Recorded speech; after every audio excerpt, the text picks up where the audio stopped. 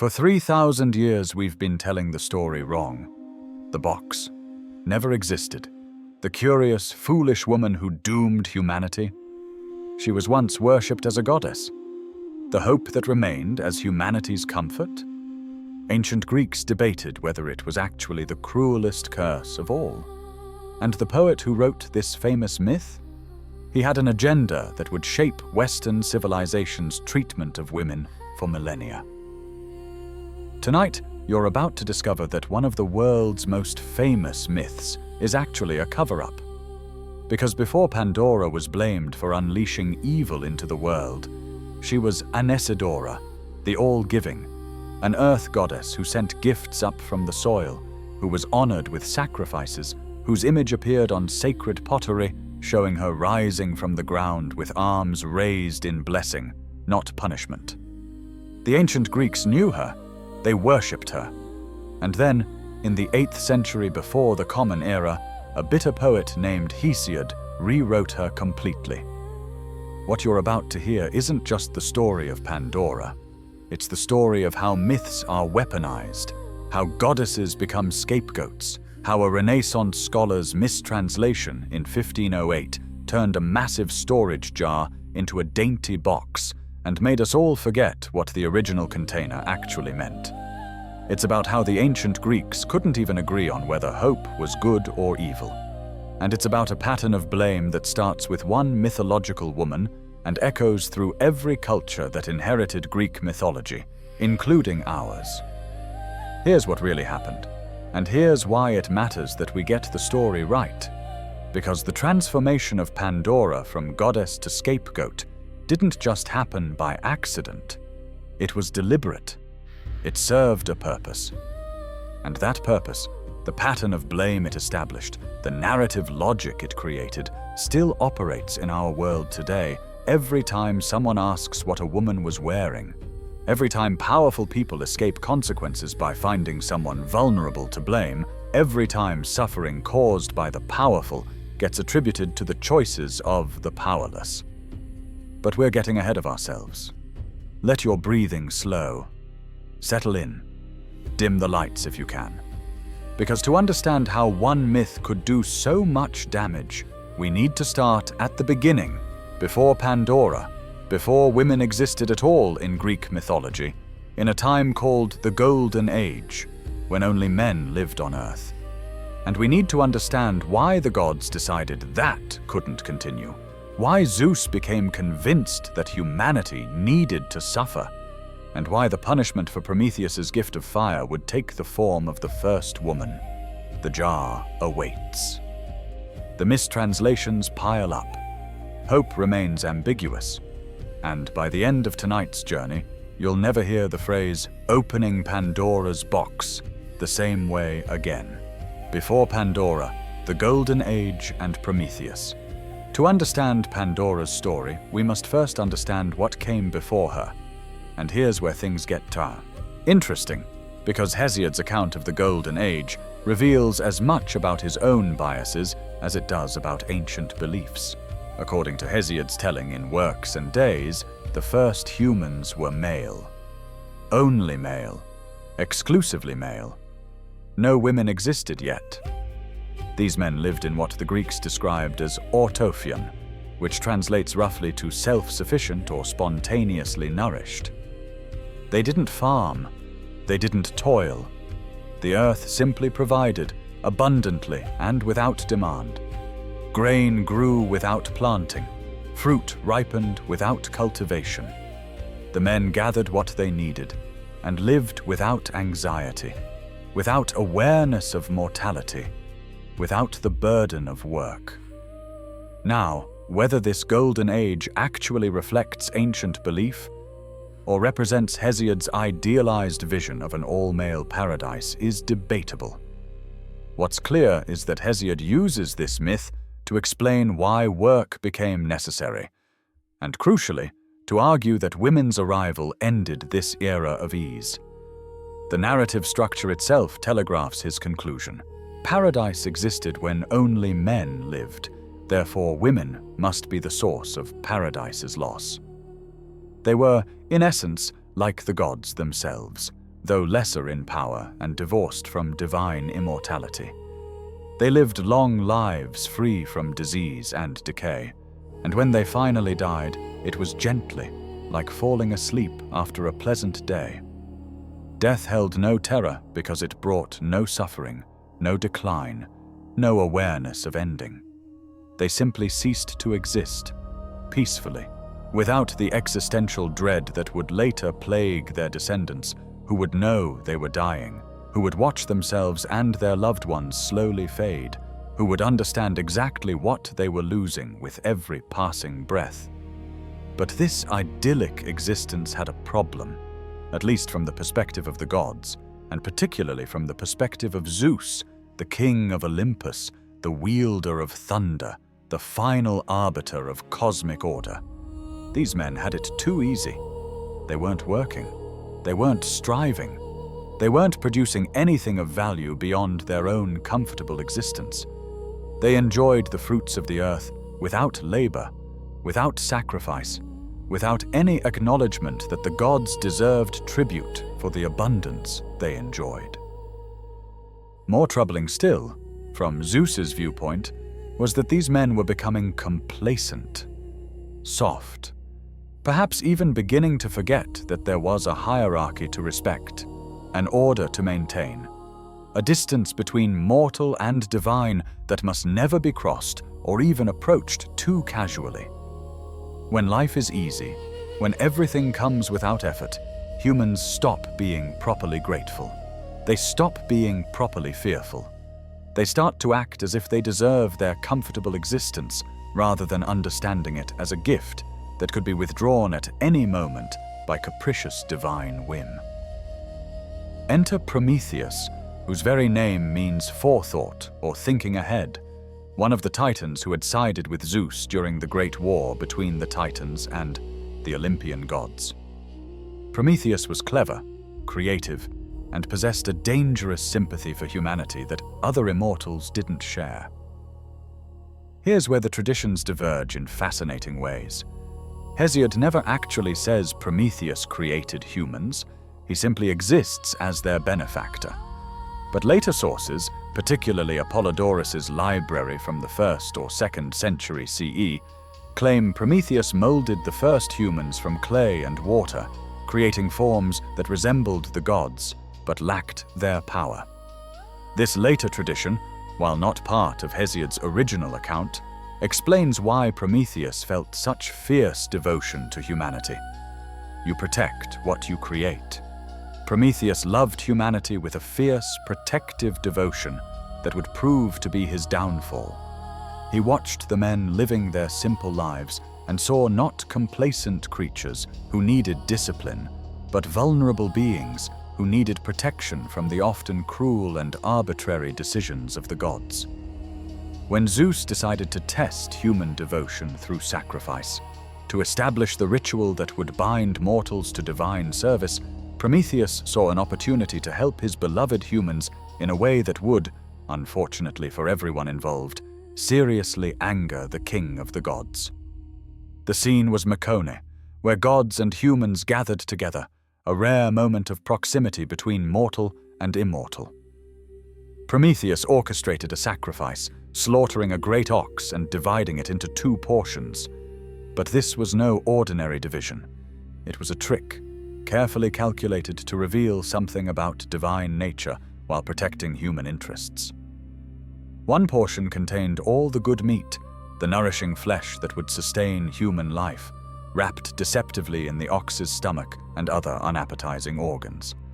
The other contained only bones, inedible and useless for nourishment, but wrapped enticingly in rich, glistening fat that gleamed and smelled delicious. Prometheus presented both portions to Zeus and invited him to choose which would belong to the gods, which to humans. It was, on the surface, a gesture of respect, allowing the supreme deity first choice. What happened next is recorded in Hesiod's Theogony, but the interpretation is contested. Zeus chose the portion wrapped in fat, the one that contained only bones. Some ancient sources claim Zeus knew it was a trick, but chose the inferior portion anyway, to create justification for punishing humanity. Others suggest he was genuinely fooled, revealing that even the king of the gods could be deceived by appearances. Hesiod himself seems ambiguous on this point, which might be deliberate. If Zeus was tricked, it shows divine fallibility. If he knew and chose poorly anyway, it reveals the arbitrary cruelty of divine justice. Either way, the choice established Greek sacrificial practice for centuries. Humans would burn bones and fat as offerings to the gods, while keeping the nourishing meat for themselves. Zeus was predictably enraged. Whether he had been truly fooled or had chosen badly on purpose to create justification for punishment, the result was the same. He felt humiliated before gods and mortals alike, his authority questioned, his wisdom seemingly insufficient to see through a simple ruse. And Zeus, like many powerful figures throughout history when their ego is bruised, decided that the problem wasn't his own poor judgment or his excessive pride, but rather that humans had too much, enjoyed too many benefits, needed to be taught a harsh lesson about the consequences of divine displeasure. His first act of revenge was simple and devastating. He took fire away from humanity, not just fire as physical flame, but fire as technology, as the fundamental tool that separated humans from animals, as the foundation of civilization itself.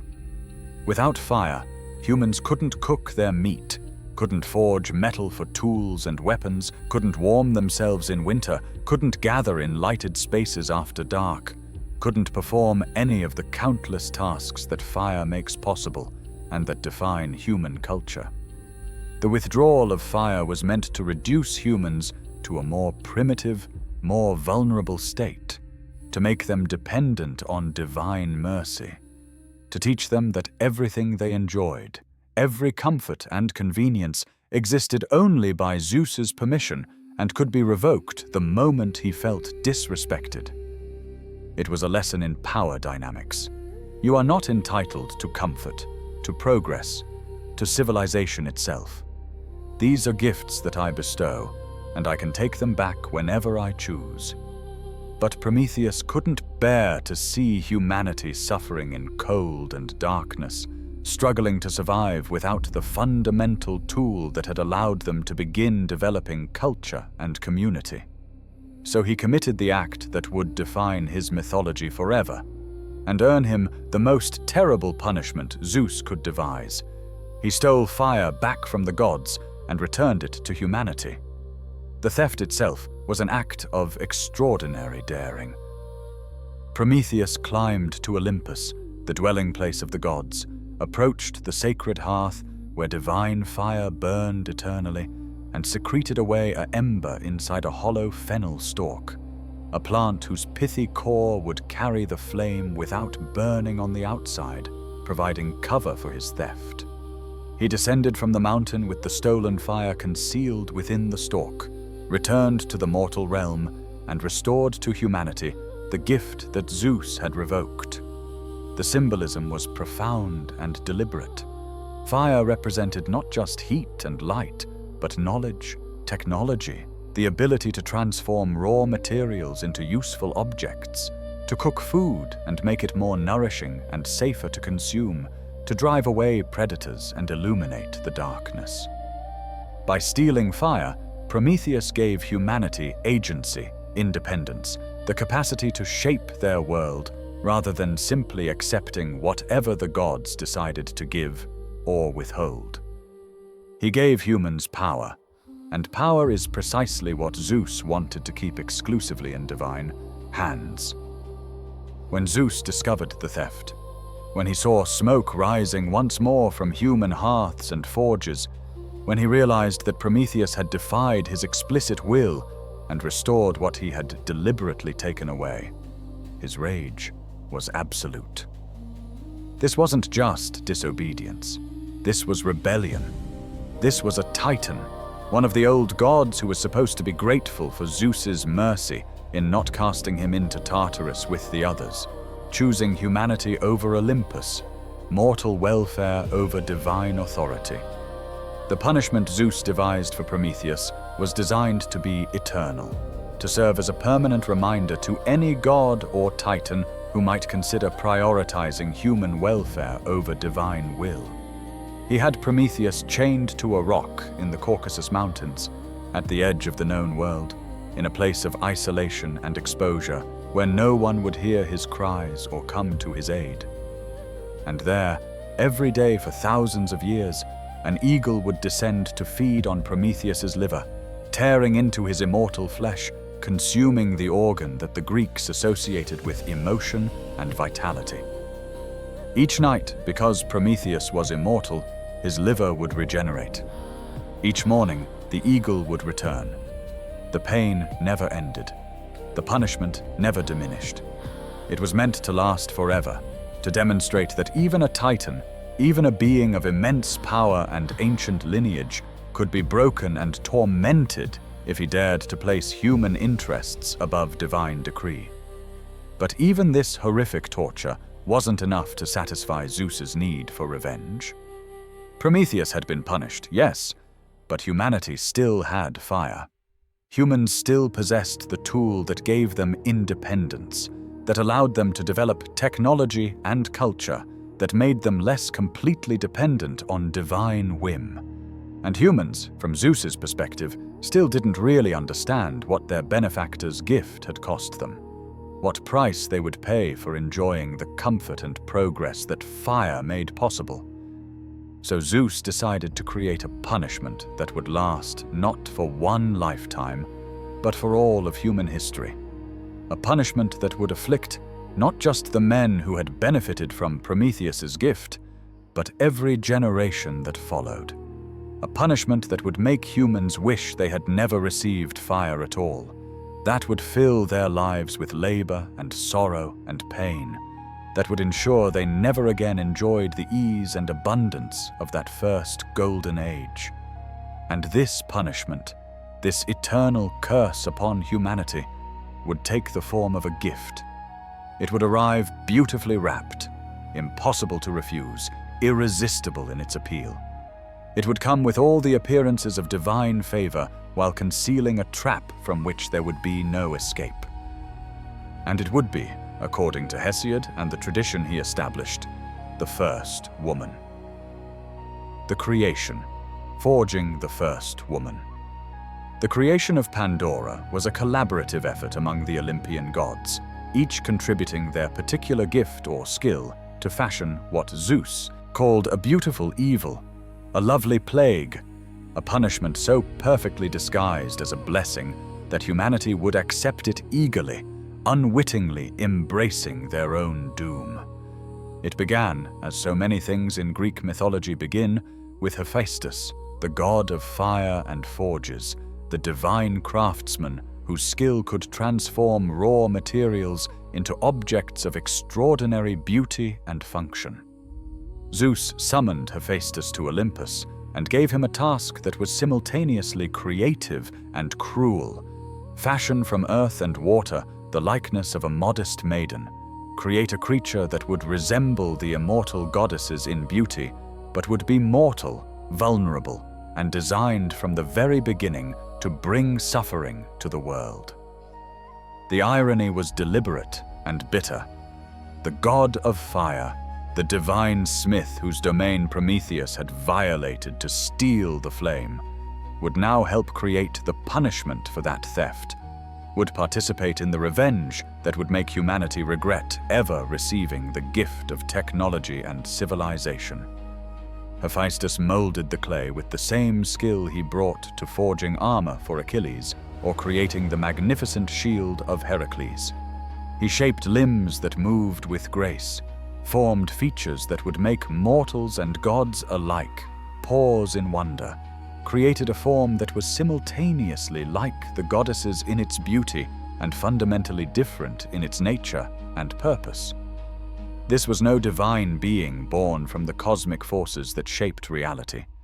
This was an artificial creation, a constructed thing, made by hands rather than emerging from the natural order of generation and birth. The connection between Pandora and the earth from which she was formed would prove significant in ways that scholars have debated for centuries. She was quite literally made from clay, from the substance of the earth itself, linking her to concepts of fertility, agriculture, and the soil that would later require human labor to produce food. Some interpretations suggest that this earthen origin connected her to older traditions of earth goddesses, to figures like Gaia and Demeter, who embodied the life-giving capacity of the ground itself. But in Hesiod's version, that connection was inverted, transformed from life-giving to life-complicating, from blessing to burden. Once Hephaestus had completed the physical form, the other gods gathered to bestow their gifts upon this new creation, to add their particular touches to what would become humanity's greatest trial. Athena, goddess of wisdom and crafts, girded and clothed her in silver garments, dressed her in an embroidered veil, and taught her the art of weaving, the skill that would become so essential to women's work in Greek society. She draped the form in every kind of finery, making her beautiful to behold, attractive in ways that would make her irresistible to mortal men. The divine graces, personifications of charm and beauty, placed golden necklaces around her throat, adorning her with jewelry that enhanced her already considerable appeal. The hours, goddesses of the seasons, crowned her head with spring flowers, wreathing her in the blooms that symbolized youth, freshness, the promise of renewal and growth. Every detail of her appearance was calculated to inspire wonder, desire, admiration, to make her seem like the most precious gift imaginable, rather than the terrible trap she actually represented. But appearances, as the myth repeatedly demonstrates, can be profoundly deceiving. While Athena and the Graces and the Hours were crafting external beauty, another god was working on her internal nature, on the qualities that would define her character and determine her actions. Hermes, the divine messenger, the god of thieves and tricksters, the deity who moved between worlds and could never be entirely trusted, was given perhaps the most important task of all. He was to place within her a shameless mind and a deceitful nature. Hesiod's language here is particularly harsh and revealing. He doesn't simply say that Hermes gave her the power of speech or the ability to think. He specifies that Hermes contrived within her lies and crafty words and a deceitful nature at the will of Zeus, that the god implanted the capacity and inclination for deception as deliberately as a craftsman might install a mechanism in a complicated device. She was designed to lie, programmed for deceit, created with treachery as an essential part of her being, rather than a choice she might make or a behavior she might learn. Hermes also gave her speech, the ability to communicate, to form words and express thoughts. But even this seemingly neutral gift is presented with suspicion in Hesiod's account, as if the very capacity for women to speak is inherently dangerous, as if silence would be preferable to the lies and manipulations that their voices might express. Throughout ancient Greek literature, women's speech is viewed with anxiety and mistrust, seen as a potential source of disruption, seduction, manipulation, challenge to male authority. When all these gifts had been bestowed, when the form had been perfected and the internal nature programmed and the external appearance made irresistibly attractive, Zeus himself gave her a name. He called her Pandora, which Hesiod interprets as meaning all gifted, because all the gods who dwelt on Olympus had given her gifts. Every deity had contributed something to her creation, had added their particular touch to what would become, in Hesiod's bitter phrase, a plague to men who eat bread. But here's the first major twist in this story, one that changes everything about how we understand this myth. The name Pandora doesn't actually mean all gifted in Greek. That would require a different grammatical construction entirely. What Pandora literally means, what the name actually translates to, is all-giving. Not one who receives gifts, but one who gives them. Not passive recipient, but active provider. Not curse, but blessing. This etymological detail suggests something extraordinary. Before Hesiod wrote his version, Pandora may have meant something completely different to the Greeks who used that name, and evidence from pottery, from cult practices, from inscriptions confirms this suspicion in ways that Hesiod either didn't know about or deliberately chose to ignore. But we'll return to that revelation later, because first, we need to see how Hesiod's version plays out, how the punishment arrives, and why one brother's poor judgment would doom all of humanity. But here we encounter one of the most fascinating complications in the entire myth, a detail that opens up interpretations and possibilities that Hesiod either didn't know about or deliberately chose to ignore. The name Pandora doesn't actually mean all gifted in Greek.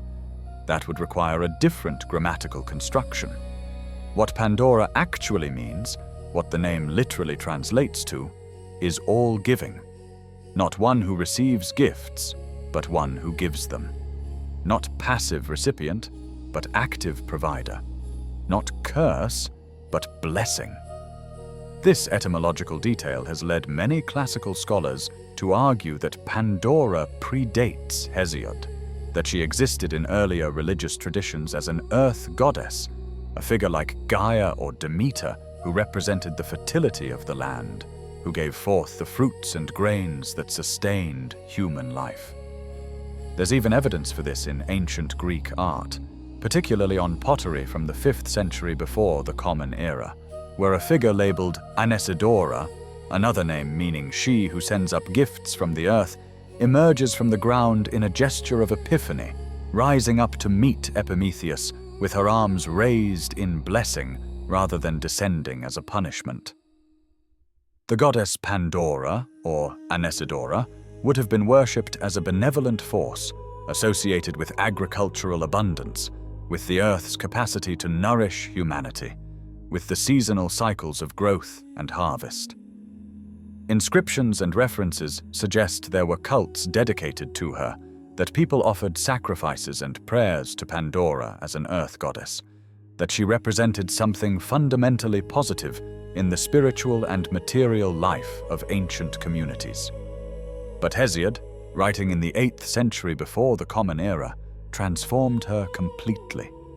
He took what may have been a revered goddess and rewrote her as humanity's punishment, took what had been a giver of gifts and made her into someone who received gifts only to bring misery, took what had been sacred and feminine and turned it into something to be feared and blamed. Whether he did this deliberately, consciously reworking older traditions to serve his own literary and ideological purposes, or whether he simply didn't know about or care about the earlier goddess, the result was the same. Pandora became not a blessing but a curse, not a provider but a problem. The British classicist Jane Ellen Harrison, writing in the early 20th century, argued that Hesiod's version represents a shift from matriarchal religious traditions to patriarchal mythology, from worship of powerful female deities associated with the earth and fertility to male-centered stories in which women exist primarily as sources of trouble and objects of suspicion. As the life-bringing goddess Pandora was eclipsed, Harrison observed, the death-bringing human Pandora arose. The great figure was strangely changed and diminished, transformed from a goddess who represented abundance into a woman who represented affliction. Whether or not we accept Harrison's theory in full, it's clear that something significant was lost or deliberately erased in the transition from goddess to punishment. The earth-giving, gift-providing Pandora disappeared from the mythology that survived into the classical period and beyond, replaced entirely by Hesiod's artificial woman, created by divine craftsmen, designed to deceive, sent to Earth as revenge against humanity for accepting Prometheus's gift of fire. And so Pandora was completed, perfected in her terrible purpose, beautiful to inspire desire and destructive by design. Zeus looked upon her with satisfaction, pleased with the work the gods had done, confident that this sheer guile, this irresistible trap, would finally teach humanity the lesson he wanted them to learn. That divine authority must never be challenged, that gifts from gods always come with hidden costs, and that what appears most desirable often conceals the greatest danger. The father of gods and men then summoned Hermes, swift messenger, guide of souls, and gave him the task of carrying this beautiful evil to earth, of delivering her to the one mortal who might be foolish enough or enamored enough to accept what Prometheus had so wisely warned against. The target was Prometheus, whose name means hindsight or afterthought, the brother who thought too late, who understood consequences only after experiencing them, who lacked his brother's foresight and would prove tragically susceptible to Zeus's perfect trap. As Hermes prepared to descend from Olympus with Pandora, as the gods gathered to watch their creation go forth into the world, as Zeus smiled his cold smile of anticipated revenge, one crucial element remained hidden, still concealed from both immortals and mortals, waiting in a container that would soon arrive in the mortal realm. The jar, the pithos, the vessel that would contain horrors beyond imagining, and one final ambiguous element that would define human existence more than all the evils combined.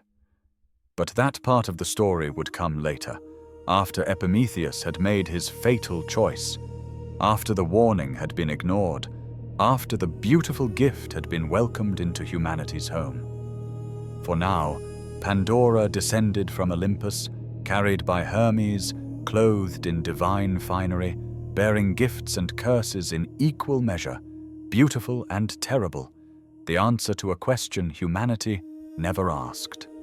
The solution to a problem only Zeus perceived, the first woman, the eternal scapegoat, the beginning of everything that would go wrong.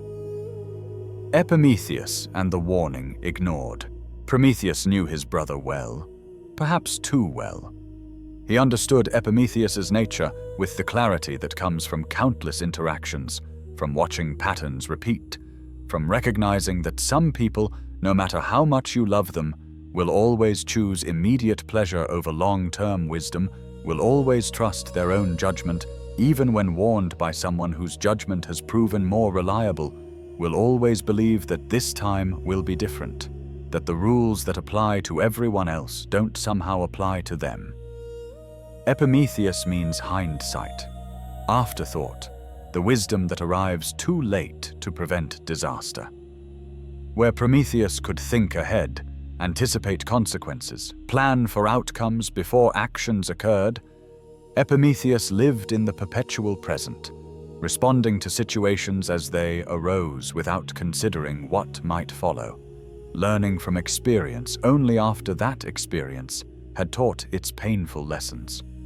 His very name was a joke, a cosmic pun, a label that defined his essential nature, the one who understands only when understanding no longer helps.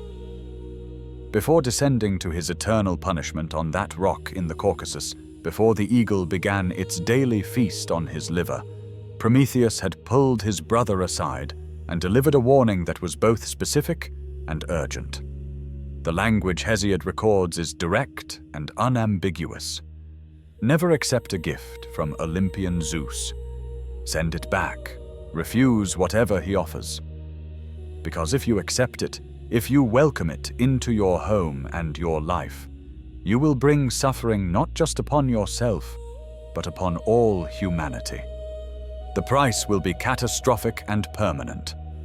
It was the kind of warning that should have registered, that should have created caution, that should have made Prometheus suspicious of anything that arrived bearing Zeus's endorsement.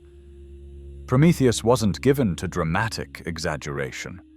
He didn't issue warnings lightly, and he certainly understood divine psychology, understood how gods think and plan and take revenge better than almost anyone in the cosmos. When he said reject any gift from Zeus, he meant it literally, absolutely, without exception. But warnings only work if the warned party remembers them at the crucial moment, if they can apply abstract principle to concrete situation, if they can override their immediate desires with longer-term wisdom. And Prometheus, true to his nature, true to his name, would forget or ignore or rationalize away his brother's counsel at precisely the moment when heeding it mattered most. The day Hermes arrived was like any other day in the mortal world, or at least it began that way. The sun rose, work continued. Men went about their business, perhaps pausing to offer quick thanks to Prometheus for the fire that warmed their homes and cooked their food, unaware that their benefactor was already chained, and suffering, unaware that revenge was approaching swiftly, wrapped in beauty and deception. Hermes appeared in his characteristic fashion, suddenly, without warning, materializing from the space between realms, with that unsettling smile that the trickster god always wore, that expression that said, "He knew something you didn't, and found your ignorance amusing." He stood before Prometheus's dwelling, and beside him stood the most beautiful woman Prometheus had ever seen, because she was the only woman Prometheus had ever seen, because women hadn't existed until Zeus created one, specifically to punish humanity. She was radiant, draped in silver cloth and spring flowers, adorned with golden jewelry that caught the light, veiled in embroidered fabric that somehow enhanced rather than concealed her beauty. Everything about her appearance was calculated to inspire wonder, desire, the impulse to possess, to claim, to bring into one's life something so precious and lovely. She didn't speak immediately, perhaps couldn't speak initially, or perhaps had been instructed by Hermes to remain silent while the messenger delivered Zeus's message, and Prometheus made his choice. Hermes announced that this was a gift from the gods, a bride sent by Zeus himself, a reward for humanity's acceptance of fire, a gesture of divine favor showing that the king of Olympus harbored no ill will toward mortals for Prometheus's theft. The speech was pure deception, of course, every word calculated to present punishment as present, revenge as reward, trap as treasure. Hermes knew exactly what he was selling and why, but his job was delivery, not truth-telling, and he performed his task with the slick professionalism of a con artist who's run the same scheme 1,000 times. Prometheus looked at Pandora and forgot everything. The warning from Prometheus evaporated from his mind like morning mist under strong sun. All the caution, all the suspicion, all the wisdom that might have protected him and his fellow humans dissolved in the face of immediate, overwhelming desire. She was beautiful. She was being offered to him specifically. The gods themselves were presenting her as a gift. How could he refuse? Why would he refuse? What possible reason could there be to send back something so magnificent, so generous, so obviously valuable? This is the moment that defines the myth, the hinge upon which everything turns. Prometheus could have remembered, could have paused, could have thought about why Zeus, who had taken fire away as punishment for being tricked by Prometheus, who had then tortured Prometheus for giving fire back to humanity, would suddenly decide to send a generous gift to mortals. Could have wondered what game was being played, what trap was being set, what price would eventually be demanded for this seemingly free blessing. But he didn't think, didn't pause, didn't remember. He simply accepted eagerly, accepted with gratitude and excitement and the kind of overwhelming emotion that overrides rational thought. He took Pandora into his home, married her, welcomed her as his companion and partner, never asking what she brought with her, never questioning why she arrived with a large sealed storage jar, never wondering what Zeus's real motivation might be for creating the first woman and sending her to Earth. The jar deserves particular attention here, because its presence and purpose would define everything that followed. It was a pithos, a large earthenware storage vessel of the type commonly used in ancient Greece for storing grain, wine, olive oil, or other provisions essential to life. These weren't decorative objects. They were functional, practical, often partially buried in floors to keep their contents cool and fresh, large enough that a child could fit inside if necessary, certainly large enough to contain whatever the gods decided to place within them. Hesiod doesn't explain where the jar came from or why Pandora brought it with her. Was it given to her by Zeus as part of her dowry? Did it arrive separately, delivered by Hermes, or left outside the dwelling? Was its presence even acknowledged when she arrived, or did it simply appear at some point, unremarked and unexplained, waiting for curiosity to unlock what caution should have kept sealed? The ambiguity is probably deliberate. Myths often omit practical details that would clutter the narrative or raise questions better left unanswered. What matters isn't the logistics of how the jar arrived, but the fact that it was there, sealed, containing something that Zeus had decided humanity needed to experience, positioned where Pandora would inevitably encounter it, positioned where her God-given curiosity and God-implanted deceitfulness would lead her to the one action that would fulfill Zeus's plan for revenge. Some versions of the myth suggest that Zeus explicitly instructed Pandora never to open the jar, that he told her its contents must remain sealed, that he set up the prohibition, knowing full well that telling someone not to do something is often the most effective way to ensure they eventually do exactly that. Other versions suggest the jar simply existed, sealed but not explicitly forbidden, relying on natural human curiosity rather than divine prohibition to achieve the inevitable result. Either way, the stage was set. Prometheus had accepted the gift despite his brother's warning. Pandora had entered the human world, bringing with her the jar that contained Zeus's final revenge. The trap was baited and ready. All that remained was for curiosity to do its work, for the moment to arrive when Pandora would lift the lid and release what had been contained, when humanity's punishment would finally be complete, when the golden age would end forever and the age of suffering would begin. Prometheus, chained to his rock, screaming as the eagle tore at his liver, could only watch from a distance as his worst fears came true, as his brother proved exactly as foolish as he'd predicted, as the gift he'd stolen for humanity brought consequences he'd tried to prevent but couldn't stop. Foresight, as it turned out, meant knowing what was coming but being powerless to change it, meant watching the disaster unfold exactly as anticipated, meant understanding too well what Prometheus would understand only later, when understanding came too late to matter. The marriage, such as it was, continued.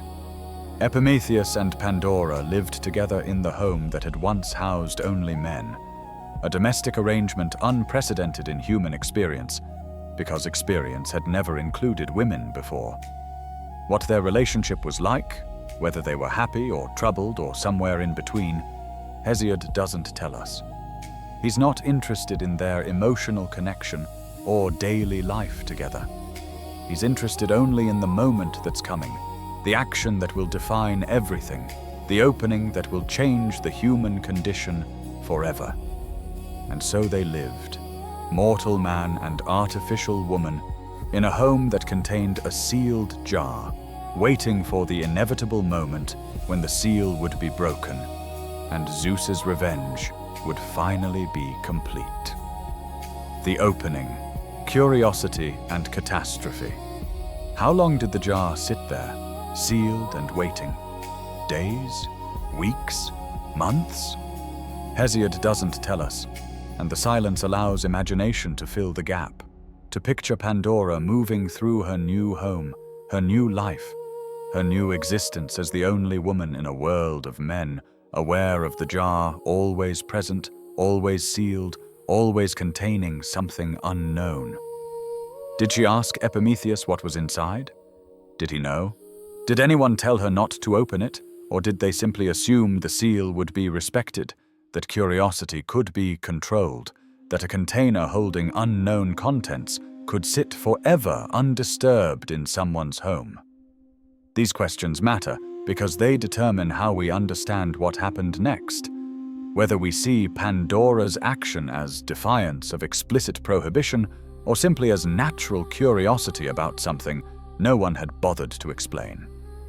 The moment itself, when it finally came, has been imagined and reimagined by artists and writers for millennia, each visualizing it according to their own assumptions about curiosity, about women, about the nature of temptation and transgression. Some depict Pandora as scheming and deliberate, carefully choosing a time when Prometheus is away, approaching the jar with full knowledge that she's about to do something forbidden. Others show her as innocent and spontaneous, drawn to the jar almost without conscious decision, moved by impulse rather than plan.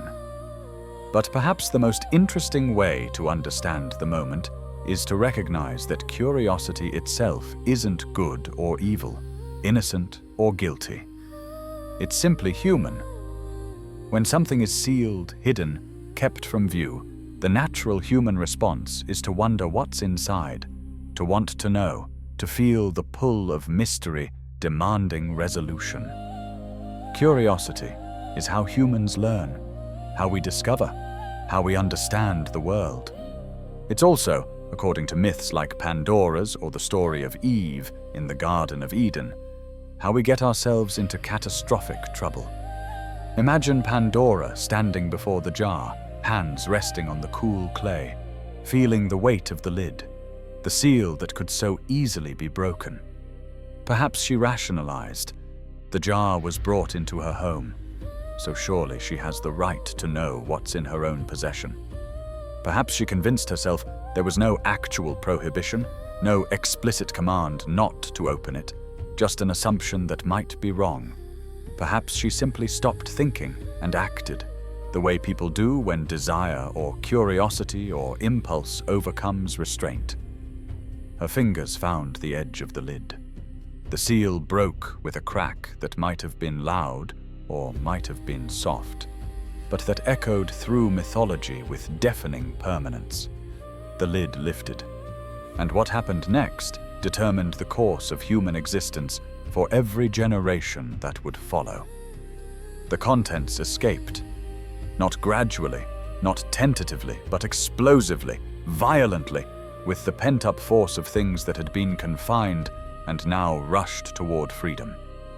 They poured out like smoke, like wind, like nightmares made manifest, spreading across the room and then beyond it, moving outward to fill the world, to infiltrate every corner of human experience, to ensure that no one, nowhere, at no time, would ever be free from their influence. What were they? Hesiod calls them ills, evils, things that bring suffering and death.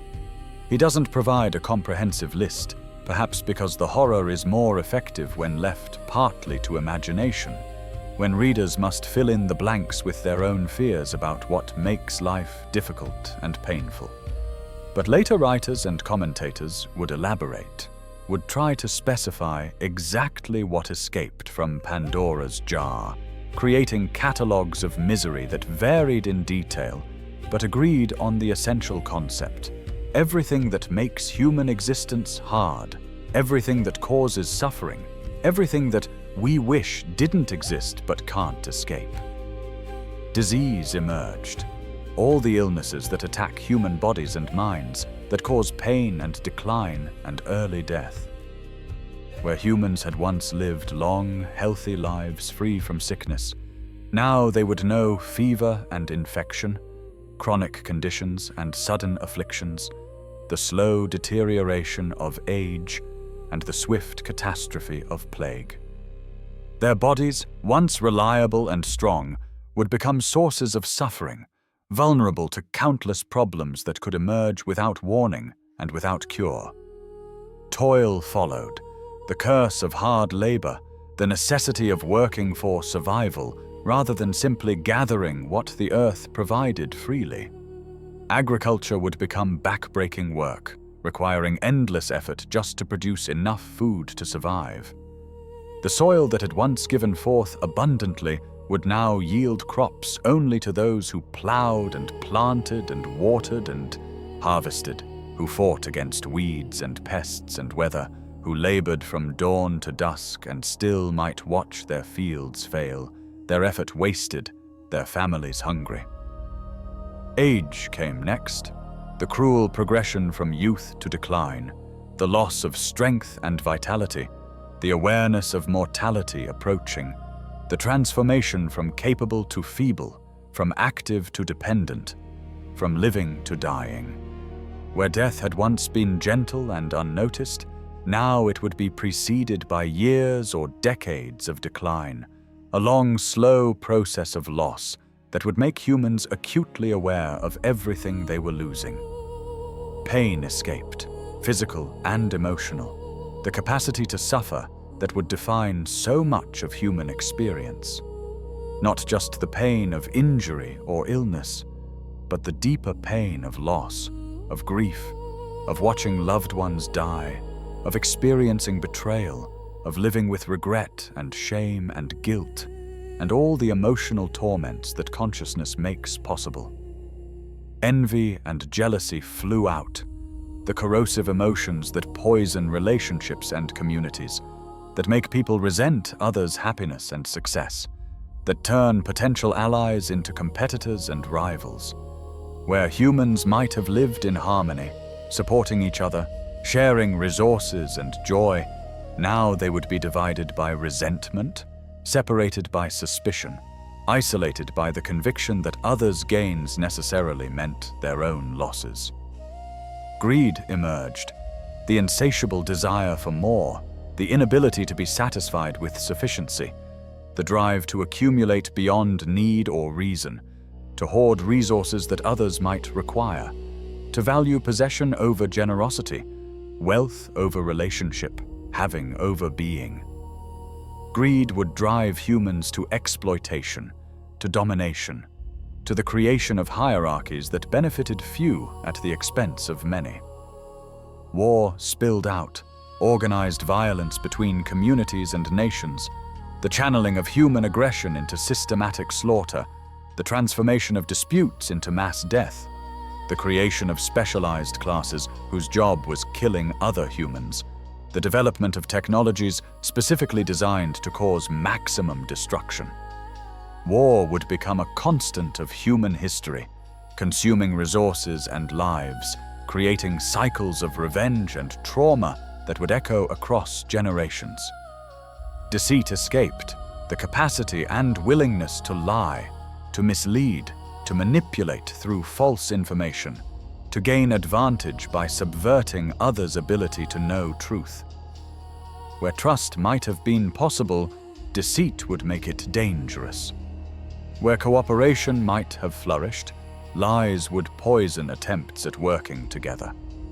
The ability to communicate, which should have been humans' greatest gift, would become also a weapon through which people could betray and harm each other.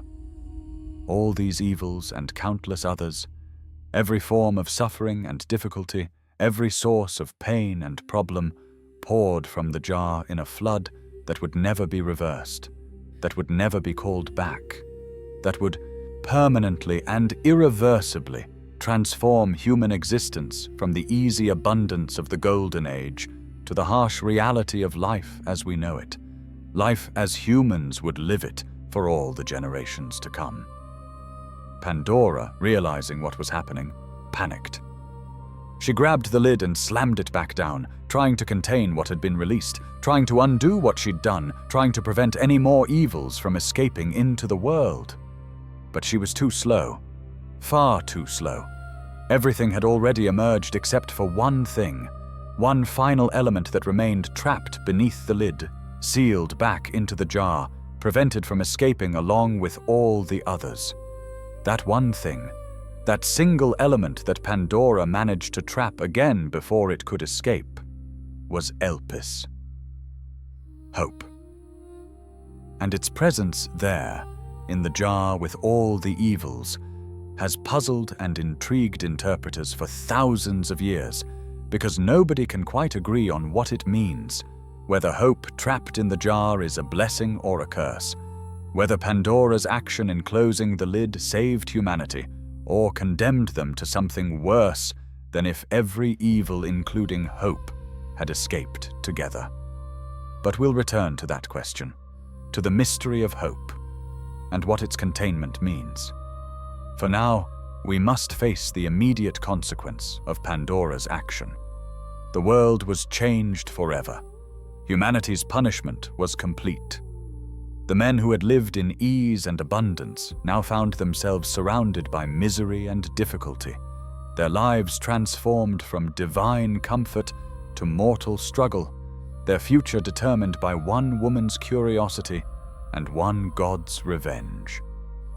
Zeus, watching from Olympus, smiled. The trap had worked perfectly. The punishment had been delivered.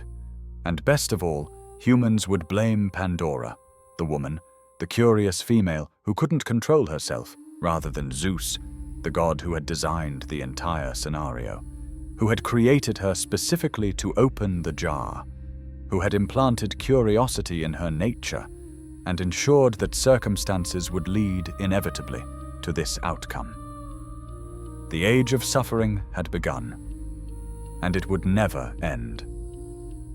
The mystery of hope. Of all the elements in Pandora's story, none has generated more scholarly debate, more philosophical speculation, more genuine puzzlement than the question of Elpis, the spirit of hope that remained trapped in the jar when Pandora slammed the lid shut. Why was hope in a jar full of evils? What does it mean that hope alone didn't escape? Is this a good thing or a terrible thing for humanity? And what did Hesiod, the author who recorded this myth, actually believe about hope's retention? The problem begins with the basic logic of the myth. If the jar contained evils that Zeus wanted released into the world to punish humanity, things that would make human life difficult and miserable, then what was hope doing in there among them? Is hope itself an evil? Something that should be categorized alongside disease and toil and death as part of humanity's punishment?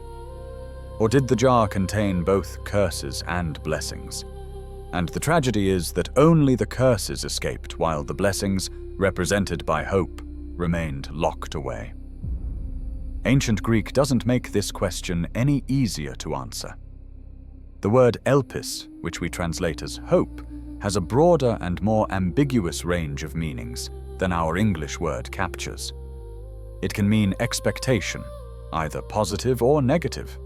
It can mean anticipation, looking forward to something that might happen without specifying whether what you're anticipating is good or bad. It can mean wishful thinking, the kind of false optimism that leads people to believe in outcomes that won't actually occur. And yes, it can also mean hope in the sense we usually understand it. The belief that better things might be possible, that suffering isn't permanent, that circumstances could improve. This semantic richness means that ancient Greek writers could use Elpis with very different connotations depending on context. Statistical analysis of how the word appears in surviving Greek literature shows that it's used more often in positive contexts than negative ones, suggesting that ancient Greeks did generally think of Elpis as something desirable. But there are enough negative uses, enough places where Elpis appears as something problematic or even harmful to complicate any simple understanding. Consider how Hesiod himself uses the word elsewhere in Works and Days. When describing an idle man who expects to prosper without working, Hesiod calls his expectation evil hope, suggesting that hope can be delusional, can represent unrealistic expectations that prevent people from doing what actually needs to be done. The poet Pindar, writing in the 5th century before the Common Era, described hope as something that could tie people's limbs, suggesting constraint rather than liberation, a force that keeps humans from seeing or accepting reality as it truly is. This brings us to one of the darkest possible interpretations of hope's retention in the jar. Perhaps hope wasn't trapped to preserve it for humanity as a comfort. Perhaps it was trapped to keep it away from humanity as one final mercy. If hope represents delusional expectation, the false belief that things will get better when they won't, the illusion that keeps people striving toward goals they'll never achieve, then being spared hope might actually be a blessing in disguise. Think about the cruelty of false hope. The torment of believing circumstances will improve only to have that belief repeatedly crushed by reality. Think about how hope can keep people in abusive situations, in toxic relationships, in oppressive systems, because they keep believing next time will be different, things will change. Improvement is just around the corner if they can only endure a little longer. Think about how hope can become a trap, preventing clear-eyed assessment of what's actually possible, interfering with practical action to improve conditions, offering the illusion of future comfort as substitute for present resistance. From this perspective, the fact that hope remained in the jar means humans were spared continual expectation of relief that would never come, spared the additional torment of believing suffering would end when it wouldn't, spared the psychological torture of having hope repeatedly raised and crushed. They would experience all the evils that escaped. Yes, but without the added evil of thinking those evils might somehow be escaped. They could accept their condition, adapt to their new reality, find ways to cope with suffering without the distraction of imagining it might someday cease. The German philosopher Friedrich Nietzsche found this interpretation particularly compelling. In his book Human, All Too Human, he wrote that hope is in reality the worst of all evils because it prolongs the torments of man.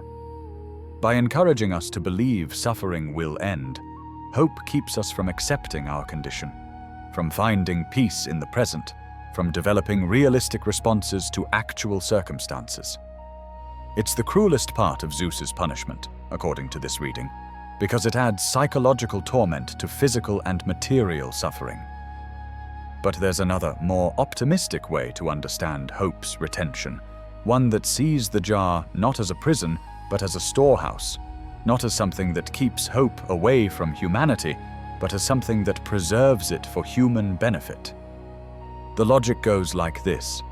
The jar served as a prison for the evils that escaped, containing them until they were released.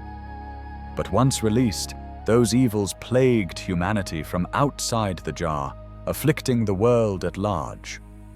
Hope, by remaining inside, was preserved from this fate, was kept safe and accessible rather than dispersed and lost. The classical scholar M.L. West argued for this interpretation, pointing out that it would be absurd to represent the presence of evils by their confinement in a jar or the presence of hope by its escape from one. The jar's function changed when Pandora closed the lid. Initially, it imprisoned evils that would afflict humanity once released.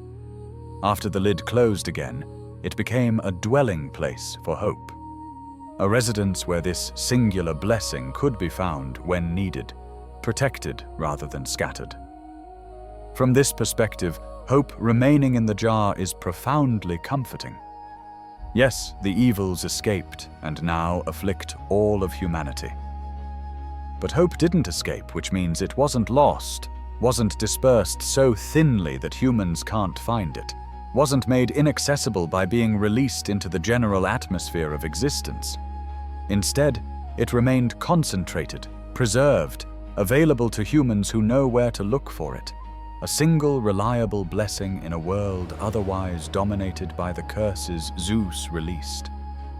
This reading transforms the myth from purely pessimistic to cautiously hopeful. Humans suffer, certainly. Disease and toil and death and all the other evils plague our existence. But we also have access to hope, to the belief that things could be better, to the psychological resilience that allows us to endure suffering without being entirely crushed by it, to the capacity to imagine and work toward improved futures, even while experiencing present difficulties. Hope becomes humanity's secret weapon, the one thing Zeus's punishment couldn't take away, the resource that makes continued existence bearable even in the face of overwhelming suffering. It's the light in the darkness, the reason to keep going, the possibility that motivates action and sustains communities through crisis and catastrophe. Without hope, humans might simply give up, might surrender to despair, might conclude that existence in this fallen world is too painful to maintain. With hope, even a hope that remains frustratingly partial and incomplete, humans can continue, can strive, can build lives worth living despite the evils that surround them. There's yet another layer to this interpretive puzzle that scholars have debated extensively. The ancient poet Babrius preserved an alternative version of the myth, an Aesopic fable in which Zeus's jar contained not evils but blessings, good things meant for humanity. In this version, when someone opened the jar, all the blessings escaped back to the heavens, back to the realm of the gods, leaving humanity bereft of the good things they might have enjoyed. Only hope remained, earthbound, the sole divine gift that humans retained after losing all the others. This alternative completely reverses the symbolism while maintaining the essential structure. The jar isn't a prison containing curses, but a treasure chest containing blessings. Opening it isn't an act that releases evil, but one that loses good. And hope remaining isn't ambiguous at all. It's clearly positive. The one gift humanity managed not to lose, the promise that the blessings might someday return, that what was lost might be recovered, that divine favor could be restored. Some scholars argue that Hesiod's version conflates these two different traditions, mixing the imagery of a jar of evils with a jar of blessings, creating logical confusion that has puzzled readers ever since. If the jar contained only evils, hope shouldn't be among them. If it contained blessings, then those blessings should have been beneficial when released rather than harmful. The fact that Hesiod seems to mix these concepts, presenting a jar that contains evils but from which hope's retention is somehow significant, suggests he may have been working with inherited material that he didn't fully reconcile or clarify. The ambiguity extends to the phrase Hesiod uses to describe hope's position. Only hope remained there in an unbreakable home within under the rim of the great jar. Some scholars focus on the word unbreakable, suggesting it means hope is secure, protected, safely housed. Others note that hope is under the rim, trapped beneath the lid, unable to escape even if it wanted to, imprisoned perhaps rather than preserved. And there's the question of Zeus's will. Hesiod says explicitly that hope remained by the will of Zeus, that the king of the gods determined hope should stay in the jar. But what was Zeus's intention? Did he want to preserve hope as a small mercy for suffering humanity? Or did he want to withhold hope as one final cruelty, ensuring that humans wouldn't even have the comfort of expectation to help them endure their punishment? The ancient Greeks themselves seemed genuinely uncertain about whether hope was good or bad, beneficial or harmful, something to be cultivated or something to be suspicious of. Unlike modern Western culture, which generally views hope as unambiguously positive, ancient Greek culture had a much more complicated relationship with the concept. The Stoic and Epicurean philosophers, the major schools of thought in later Greek philosophy, paid remarkably little attention to hope as a concept, suggesting they didn't see it as particularly important or valuable in their ethical systems. The playwright Euripides, in his tragedy The Suppliants, has a character describe hope as man's curse, something that has involved many a state in strife. The implication is that hope, by encouraging unrealistic expectations and unwise actions, leads to conflict and disaster that clear-eyed realism might have prevented. Better to accept what is than to hope for what might be, if that hope leads you into destructive courses of action. Yet the same Greek literature that sometimes views hope with suspicion also contains examples of hope as blessing. Pindar, despite his image of hope as binding, also calls it sweet in other contexts. Sophocles refers to hope as immortal, associating it with divine and eternal qualities. The mythological figure of Prometheus in Aeschylus's tragedy Prometheus Bound claims that establishing blind hopes in humanity was one of his greatest gifts, alongside fire itself, suggesting that the capacity for a hopeful expectation is essential to human nature and beneficial despite its blindness. So we're left with genuine ambiguity that may have been present in ancient Greek thought itself, not just in modern interpretations trying to make sense of an unclear passage. Hope is both blessing and curse, comfort and delusion, the thing that keeps us going and the thing that keeps us trapped, depending on context, circumstance, the nature of the hope itself, and what actions it inspires or prevents. What we can say with certainty is this: Hesiod presents hope as remaining in the jar when all else escaped, and he doesn't explain clearly whether this was good or bad for humanity. The myth has been debated for nearly 3,000 years precisely because it resists simple interpretation, because it acknowledges something true about hope's complicated nature, because it leaves room for each generation to project its own understanding onto that ambiguous image of a spirit trapped beneath a lid, neither fully lost nor fully accessible, neither unambiguously beneficial nor purely harmful. Perhaps that ambiguity is the point. Perhaps Hesiod, intentionally or not, created a myth that captures something essential about human existence. We live with suffering, with evil, with countless difficulties that plague our days and shorten our lives. But we also live with hope, with the capacity to believe things could be better, with the psychological resilience to continue despite hardship. And whether that hope is ultimately our salvation or our curse, whether it sustains us or deceives us, whether we're better off with it trapped where we can find it, or would be better off if it had escaped entirely, remains an open question that each person must answer for themselves, based on their own experience of what it means to hope in a world full of suffering. The jar is sealed again.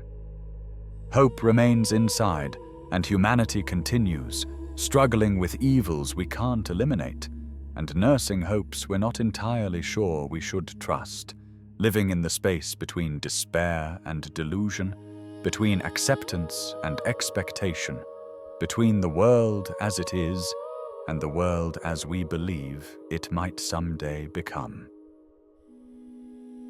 The Lost Goddess. Pandora before Hesiod. Now we arrive at the revelation that changes everything. Everything Hesiod told us about Pandora. It might be a rewrite, a cover-up, a deliberate transformation of a goddess into a scapegoat. The evidence has been hiding in plain sight for over 2,000 years, painted on pottery, preserved in cult practices, encoded in the very name that Hesiod misinterpreted. And when you see it, you can't unsee it. The first woman created as punishment?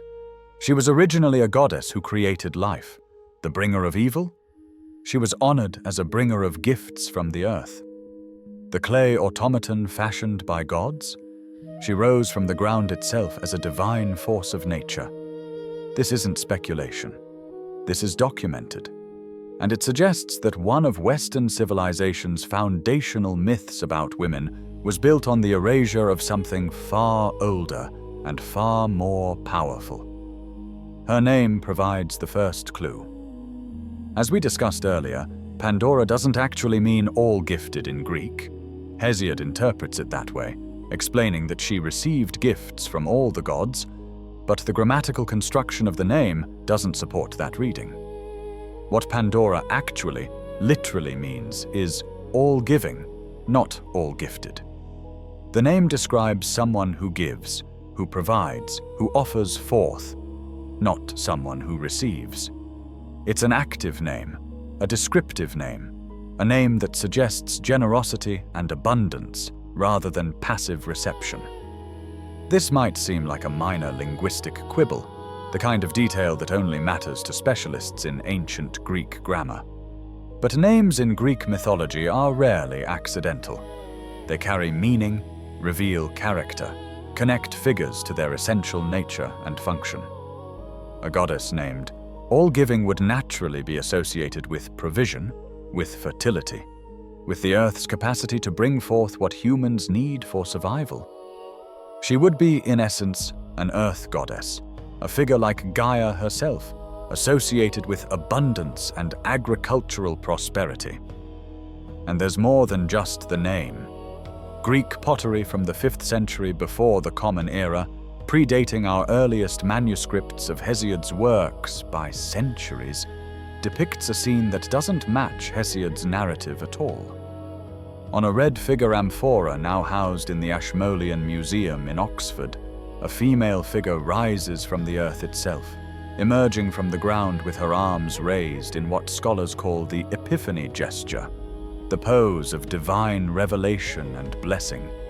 Her upper body is visible, rising from the soil, and other figures, gods and perhaps mortals, stand around watching her emergence. Above this figure is written a name, painted onto the pottery according to the standard Greek convention of labeling important characters. But the name isn't Pandora, it's Anesidora, which means she who sends up gifts, with the up implying from below, from beneath the earth, from the soil that yields crops and sustains human life. The connection to earth, to agriculture, to the cycles of growth and harvest couldn't be clearer. The British classicist Jane Ellen Harrison, writing in the early 20th century, studied this pottery extensively and argued that it preserved evidence of a pre-Hesiodic cult of Pandora or Anesidora as an earth goddess. The emergence from the ground, the epiphany pose, the context of divine revelation all suggested religious practice, not literary narrative. This was how people worshipped her, how they imagined her relationship to humanity, how they understood her essential nature. Harrison went further, examining other vase paintings and sculptural fragments, finding additional representations of Pandora or Anesidora associated with earth, fertility, and agricultural abundance. Some showed her with attributes similar to Demeter, the major goddess of grain and harvest. Others connected her to Gaia, the primordial earth itself. The visual tradition, Harrison argued, preserved what the literary tradition had erased or transformed: Pandora as benevolent goddess, source of life's necessities, figure to be honored rather than feared or blamed. There are even textual hints, brief and fragmentary, that suggest cult practice honoring Pandora as earth goddess. A scholium, an ancient commentary on a line from Aristophanes' comedy The Birds, mentions in passing that sacrifices were offered to Pandora, to the earth, because she bestows all things necessary for life. The phrasing links Pandora directly to the earth's provision, to the same function that Demeter and Gaia embodied, to the fundamental relationship between soil and sustenance that defined agricultural societies. Most strikingly, inscriptions and artistic representations suggest that Pandora or Anesidora had a prominent place in Athenian religious life, possibly even appearing on the base of the Athena Parthenos, the massive gold and ivory statue of Athena that stood in the Parthenon itself and represented the culmination of Athenian religious art. If this identification is correct, and many scholars believe it is, then Pandora was honored at the very heart of Athenian civic religion. in the most sacred space of the city's most important temple, in a context that would make no sense if she were simply the curse-bringing clay woman of Hesiod's myth. So what happened? How did a goddess become a punishment? Harrison proposed what was then a revolutionary theory.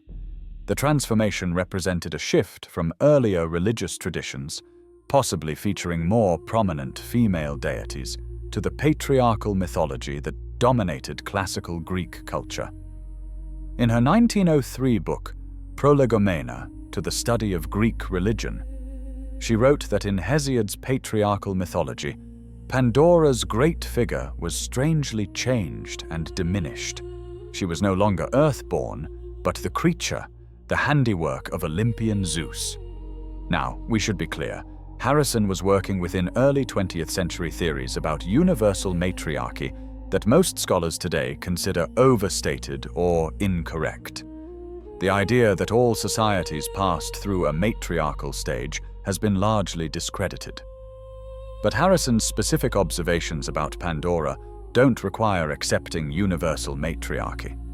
They require only recognizing what the pottery and cult evidence actually shows, that a figure named Pandora, or Anesidora, associated with earth and agricultural fertility, existed in Greek religious practice and was later transformed by Hesiod into something completely different.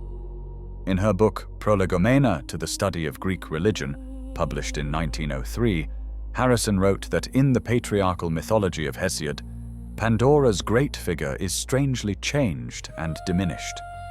She is no longer earth-born, but the creature, the handiwork of Olympian Zeus. As the life-bringing goddess Pandora is eclipsed, the death-bringing human Pandora arises.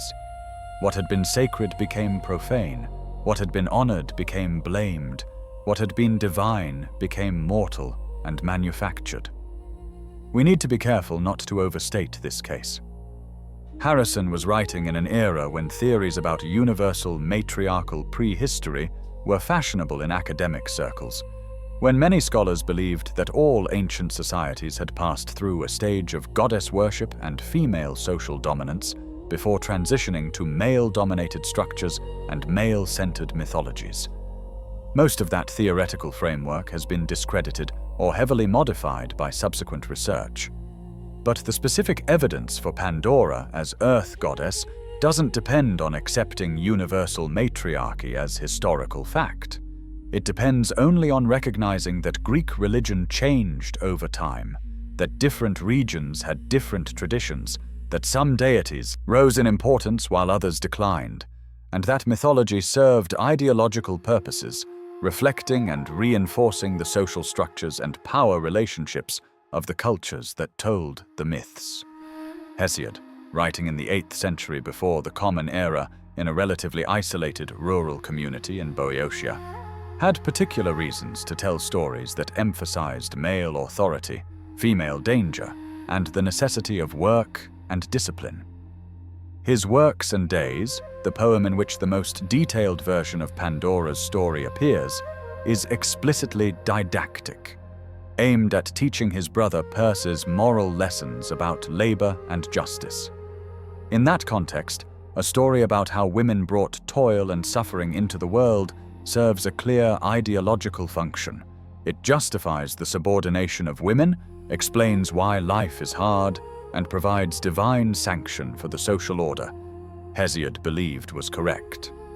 But Hesiod's version wasn't the only version, wasn't necessarily the oldest version, and possibly wasn't even believed by many of his contemporaries.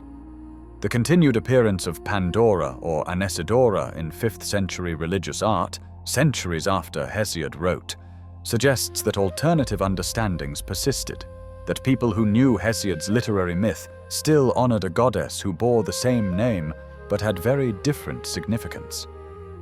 What were those alternative understandings? What did people who worshipped Pandora or Anesidora believe about her? We can only speculate based on fragmentary evidence, but the broad outlines seem clear. She was an earth goddess associated with fertility and agricultural abundance. She sent up gifts from below, meaning she provided crops from the soil, sustenance from the ground, the material basis of life for agricultural communities. She was honored at times connected to planting and harvest, invoked in rituals meant to ensure the earth's continued provision, celebrated as a life-giving force rather than feared as a curse. The pithos, the jar that figures so prominently in Hesiod's narrative, may originally have had completely different associations.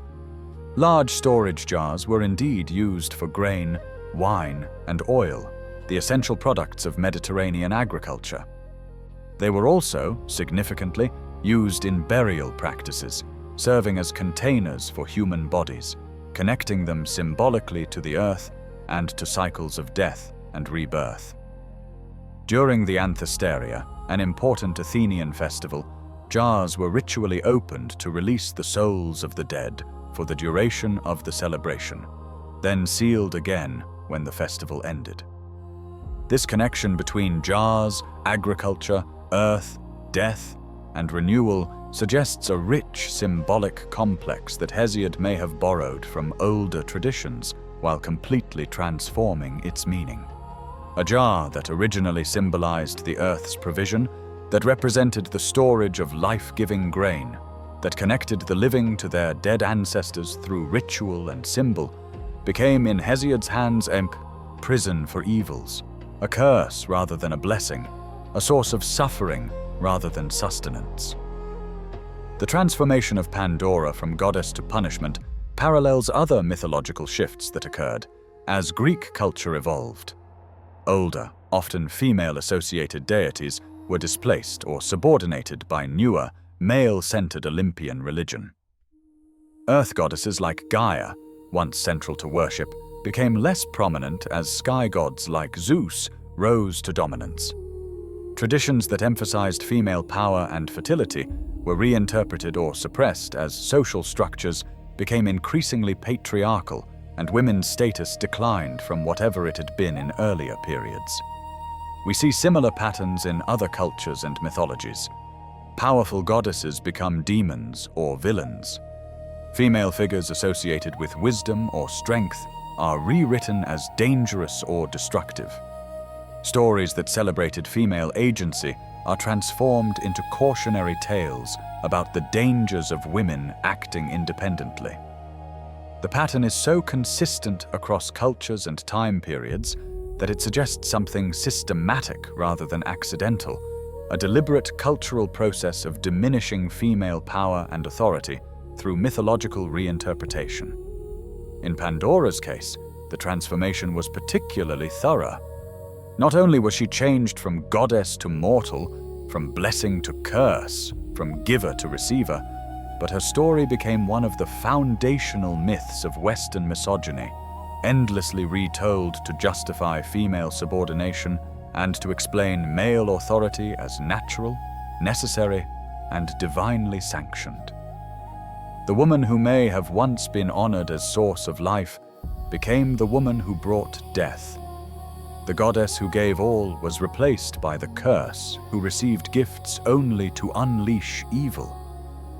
Yet traces of the older goddess persist, visible to those who know where to look. The name that means all-giving rather than all-gifted. The pottery showing earth emergence rather than divine manufacture. The cult practices that honored Pandora alongside other agricultural deities. The connections to fertility, season, abundance, and the life-giving capacity of the earth. These fragments suggest a story very different from Hesiod's, a narrative about blessing rather than curse, about female power as positive rather than destructive, about a world in which women weren't created as punishment, but existed as essential, honored, and sacred. That world, if it ever existed fully, was lost by Hesiod's time, or deliberately erased by his narrative. But its echoes remain, encoded in name and image, preserved in practice and pottery, waiting to be recovered by scholars willing to question the dominant story and look for evidence of what came before it. Pandora the goddess may be gone from living memory and active worship, But she's not entirely dead. She persists in fragments, in contradictions, in the stubborn evidence that refuses to fit Hesiod's framework, reminding us that myths change, that stories are rewritten, and that what we've been told is the original truth may be only one version, told by one man, serving one ideology, while other versions, older or alternative or simply different, wait to be heard if we're willing to listen. Hesiod's agenda: misogyny in mythology. To understand why Hesiod told the story of Pandora as he did, we must understand who Hesiod was, what his concerns were, what kind of world he lived in, and what purposes his poetry was meant to serve. Hesiod wasn't simply recording neutral mythological traditions.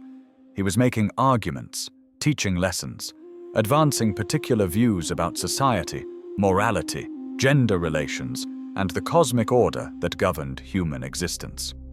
Hesiod lived in Boeotia, a region of central Greece, probably in the late 8th or early 7th century before the Common Era.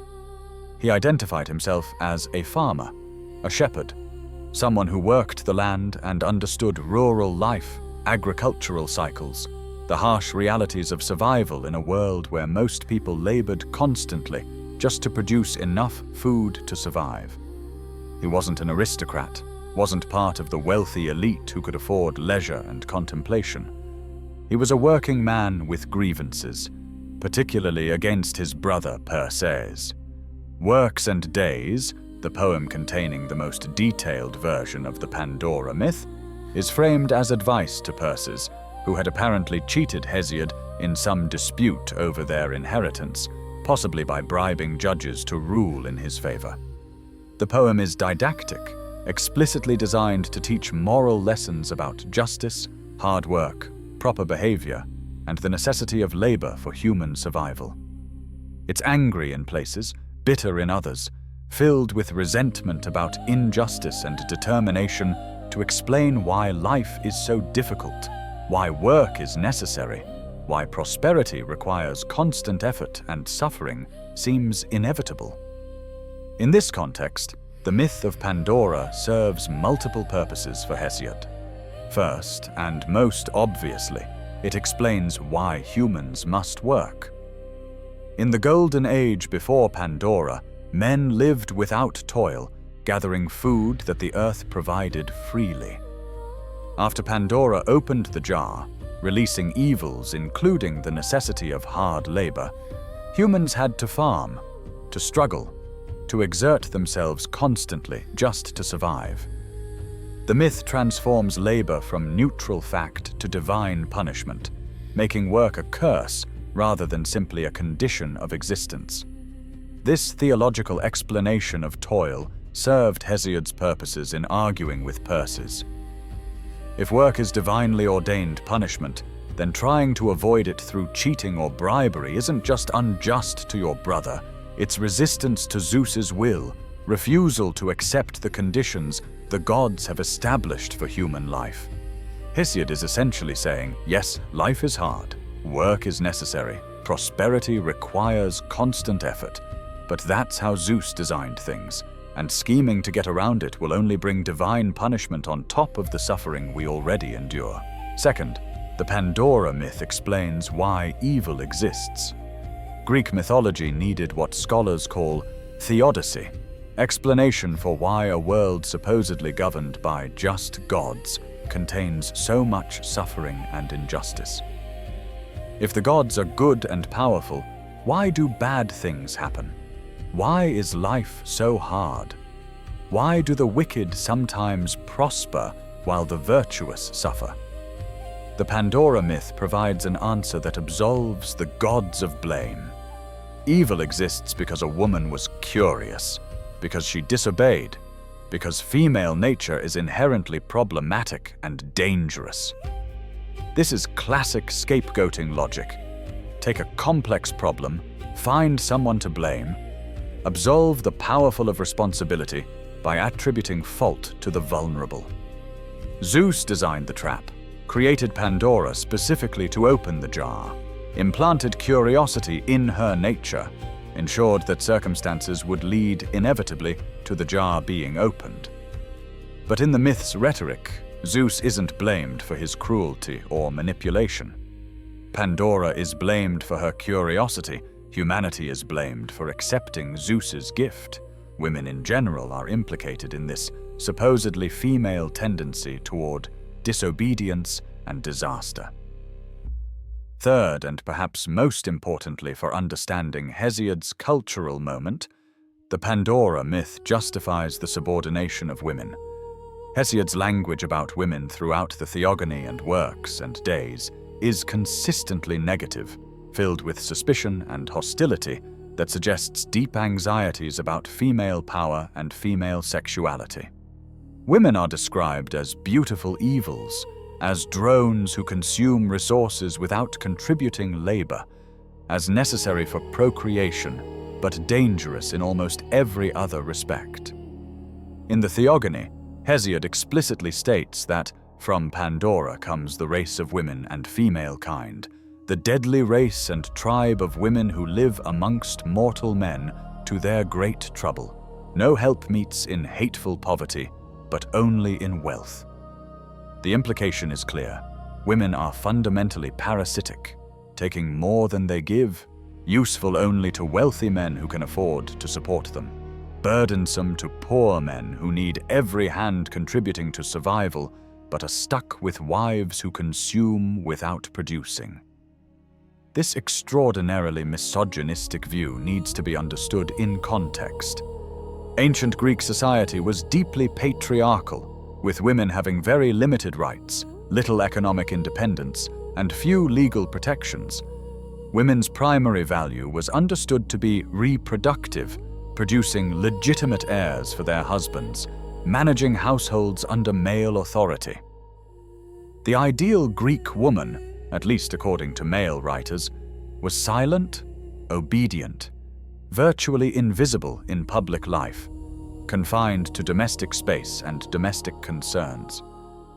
But the very intensity of male anxiety about women in Greek literature suggests that reality was more complicated, that women had more power and agency than the ideal allowed, that men felt threatened by female sexuality, female speech, female potential for independent action. Mythology reflects these anxieties, encoding them in stories that naturalize male dominance by making it seem divinely ordained, by suggesting that women are inherently dangerous and must be controlled, by transforming social arrangements into cosmic necessities.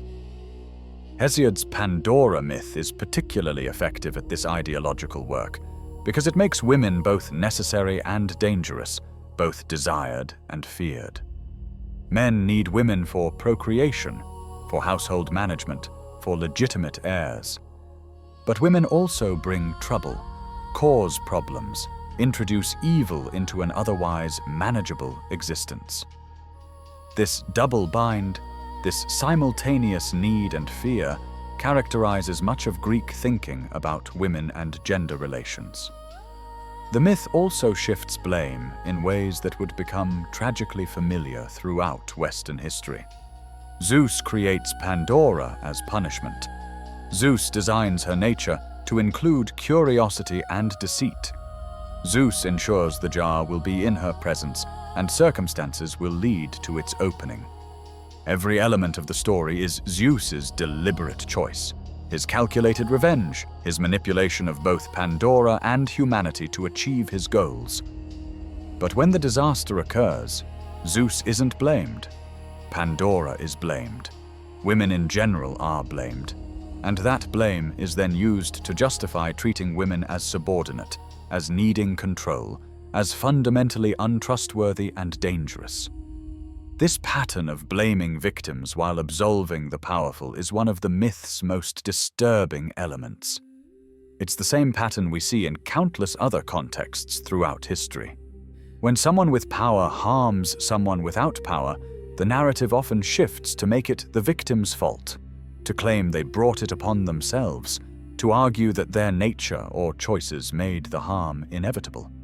The powerful are simply responding reasonably, protecting themselves, doing what anyone would do, while the victim is blamed for being curious, for being weak, for being whatever they are that supposedly justified the harm.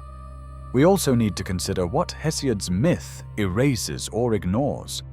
It ignores the possibility of the earth goddess Pandora, the all-giving, who represented abundance rather than evil.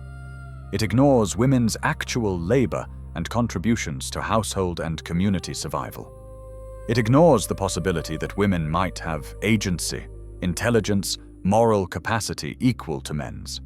It ignores alternative social arrangements in which women might have more authority and status. By presenting one very specific story as if it were the only story, as if this were simply what happened rather than what one man with particular views and purposes chose to tell, Hesiod's myth naturalizes his ideology, makes it seem like cosmic truth rather than cultural construction. The mythology of other cultures had their own versions of similar stories.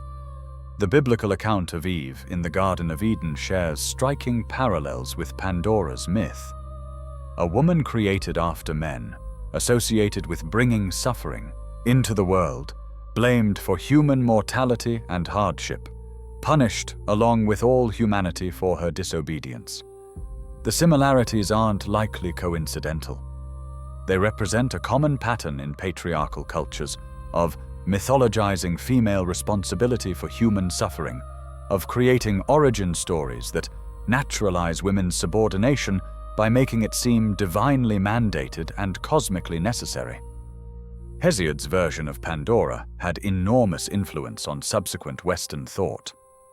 Early Christian theologians, reading Greek mythology through the lens of their own scriptures, saw parallels between Pandora and Eve, reinforcing both stories' teachings about female danger and female responsibility for human mortality and suffering. Medieval and Renaissance scholars continued to retell Pandora's story, often explicitly comparing her to Eve, creating a trans-historical figure of the woman who brought evil into the world, the female ancestor whose legacy all women must bear. Even modern retellings often maintain Hesiod's basic framework, presenting Pandora as curious but foolish, well-meaning but destructive, beautiful but dangerous. The myth has been softened in some retellings, made less explicitly misogynistic, sometimes even reframed as celebrating curiosity or female agency. But the basic structure often remains. Woman opens something she shouldn't, releases evil, brings suffering to humanity, and must somehow be blamed or at least understood as responsible for the catastrophe that follows. Yet some voices have challenged this narrative directly. The British poet and scholar Robert Graves, influenced by Harrison's work, argued that Pandora isn't a genuine myth at all, but rather an anti-feminist fable, probably of Hesiod's own invention, designed to advance particular ideological goals rather than preserve ancient religious traditions. Whether or not we accept this interpretation fully, it highlights the constructed nature of mythology, the ways myths serve purposes for those who tell them, the importance of asking who benefits from a particular narrative, and whose interests it serves. Understanding Hesiod's agenda doesn't require condemning him as an individual. He was a man of his time, expressing views that were probably common in his culture, working with mythological materials that already contained misogynistic elements even before he shaped them into his particular narrative.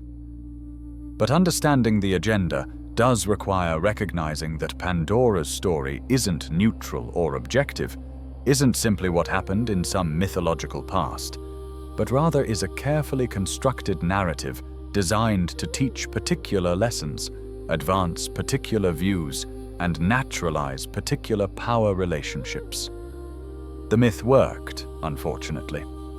For nearly 3,000 years, Western culture has told and retold stories of bringing evil into the world, of female curiosity causing disaster, of women needing control and supervision lest their inherent nature lead to catastrophe.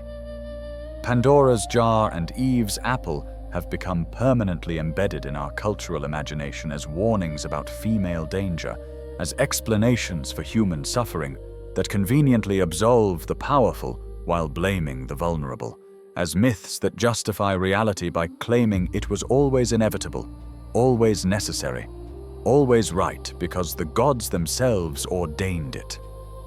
But myths can be challenged, narratives can be questioned, and the recovery of alternative traditions, like the earth goddess Pandora, who preceded Hesiod's clay woman, reminds us that what we've been told isn't the only possibility, that other stories existed and still exist if we're willing to look for them. Hesiod had his agenda.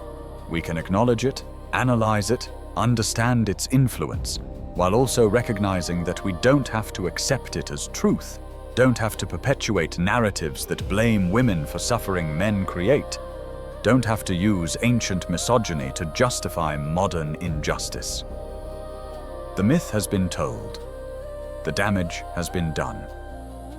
But understanding the agenda behind the myth is the first step toward imagining different stories, different meanings, different possibilities for what myths about women and power and suffering might mean and what purposes they might serve. The pithos becomes a box. Translation and transformation. Here's something that will blow your mind. For the last 500 years, everyone has been picturing this myth completely wrong. Pandora's box never existed. The image you have in your head right now of a woman holding a small decorative container, that's from 1508, not 800 BCE. And this mistranslation, this single word choice by one Renaissance scholar, has hidden the myth's true meaning for half a millennium. The scholar was Erasmus of Rotterdam, and in 1508, when translating Hesiod's Works and Days into Latin for his collection of proverbs called the Adagia, he made a choice. The Greek word was pithos, a massive earthenware storage jar, often big enough to hold a person. Erasmus translated it as pyxis, a small box or casket used for valuables or cosmetics. Why? Possibly he confused it with another Greek word. Possibly he was influenced by Renaissance art. Possibly he simply didn't care about the difference. But that single word changed everything.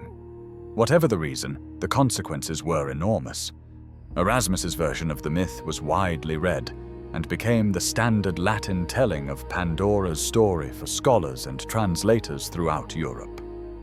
When people in subsequent centuries wanted to reference the myth or translate it into vernacular languages, they often worked from Erasmus's Latin rather than from the original Greek, inheriting his mistranslation and passing it along as if it were authentic. By the 19th century, the box had completely displaced the jar in popular imagination. Artists painted Pandora holding or opening boxes. Writers described boxes. Educators teaching children about Greek mythology referred to boxes. The phrase Pandora's box became an established idiom in English and other European languages, meaning any source of unexpected troubles, any action that unleashes consequences impossible to control or contain. The original Greek jar was forgotten by all but specialists, replaced by something smaller, neater, more aesthetically pleasing, and fundamentally different in its symbolic resonances. But what was lost in this transformation? What did the original pithos represent that a Renaissance box cannot convey? This is where Harrison's arguments become particularly important, because she understood that in ancient Greek culture, large storage jars weren't just practical objects, but carriers of profound symbolic meaning connected to life, death, earth, and the cycles that governed agricultural existence. A pithos was enormous, much larger than the boxes Renaissance and later artists depicted. Some were tall enough that a child could hide inside, wide enough that their capacity was measured not in cups or pounds, but in quantities sufficient to store a household's grain for months or even a full year. They were typically partially buried in floors, set into the ground itself, connecting them literally and symbolically to the earth from which they were made and to which they were bound. These jars stored the material basis of life in agricultural societies. Grain from the harvest, wine from the pressing, oil from the olive groves. They were the containers that held abundance when the harvest was good, that protected food from spoilage and pests, that made survival through winter possible.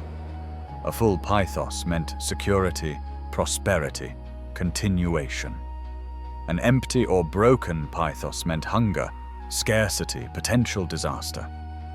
But pythoi also had darker associations. They were sometimes used as burial containers, particularly for children, and sometimes for adults. Bodies would be placed inside these large jars, which would then be buried, returning the deceased to the earth in vessels that symbolically connected human life to agricultural cycles, death to renewal, individual existence to the ongoing pattern of growth and decay that governed all life.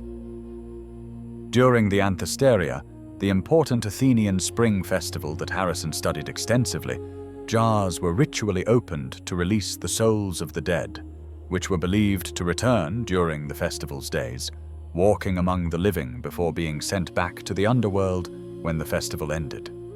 The same vessels that stored life-sustaining food also contained death's spirits, serving as thresholds between living and dead, between this world and the next, between stored abundance and released necessity. A pithos, then, was a liminal object, existing at boundaries between earth and human habitation, between life and death, between containment and release, between storage and expenditure. It was deeply integrated into the material and spiritual life of ancient Greek communities, connected to survival and season, to the earth that provided all and eventually reclaimed all, to cycles that could not be escaped but only participated in and accommodated to. Changing this loaded, symbolic, culturally resonant object into a box stripped away all these associations.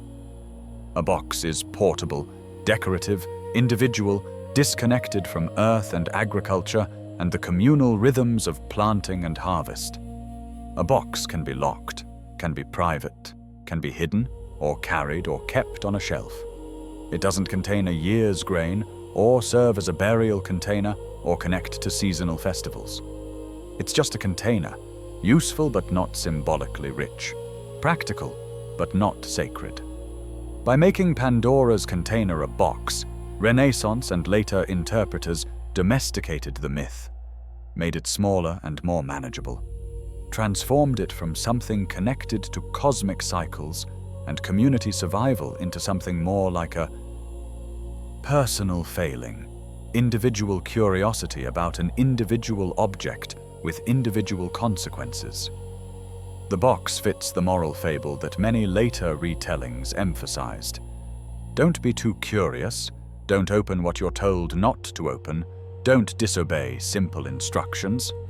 It's a lesson that could be applied to personal behavior without requiring deep understanding of agricultural societies or earth goddess worship or the symbolic meanings of large storage vessels.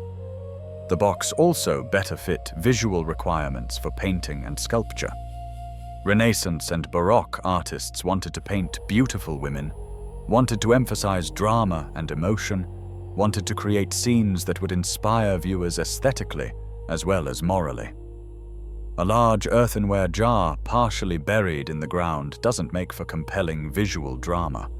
A small ornate box that a beautiful woman can hold in her hands while looking shocked or dismayed at what she's just released allows for much more interesting composition, more focus on Pandora herself, more opportunity to display artistic skill in rendering flesh and fabric and emotional expression.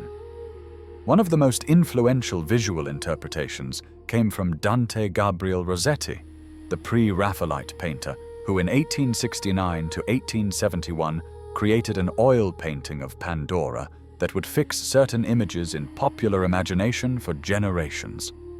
In Rossetti's painting, Pandora is a stunningly beautiful woman in red robes, her eyes large and expressive, her elongated hands holding a small box from which smoke or flame rises.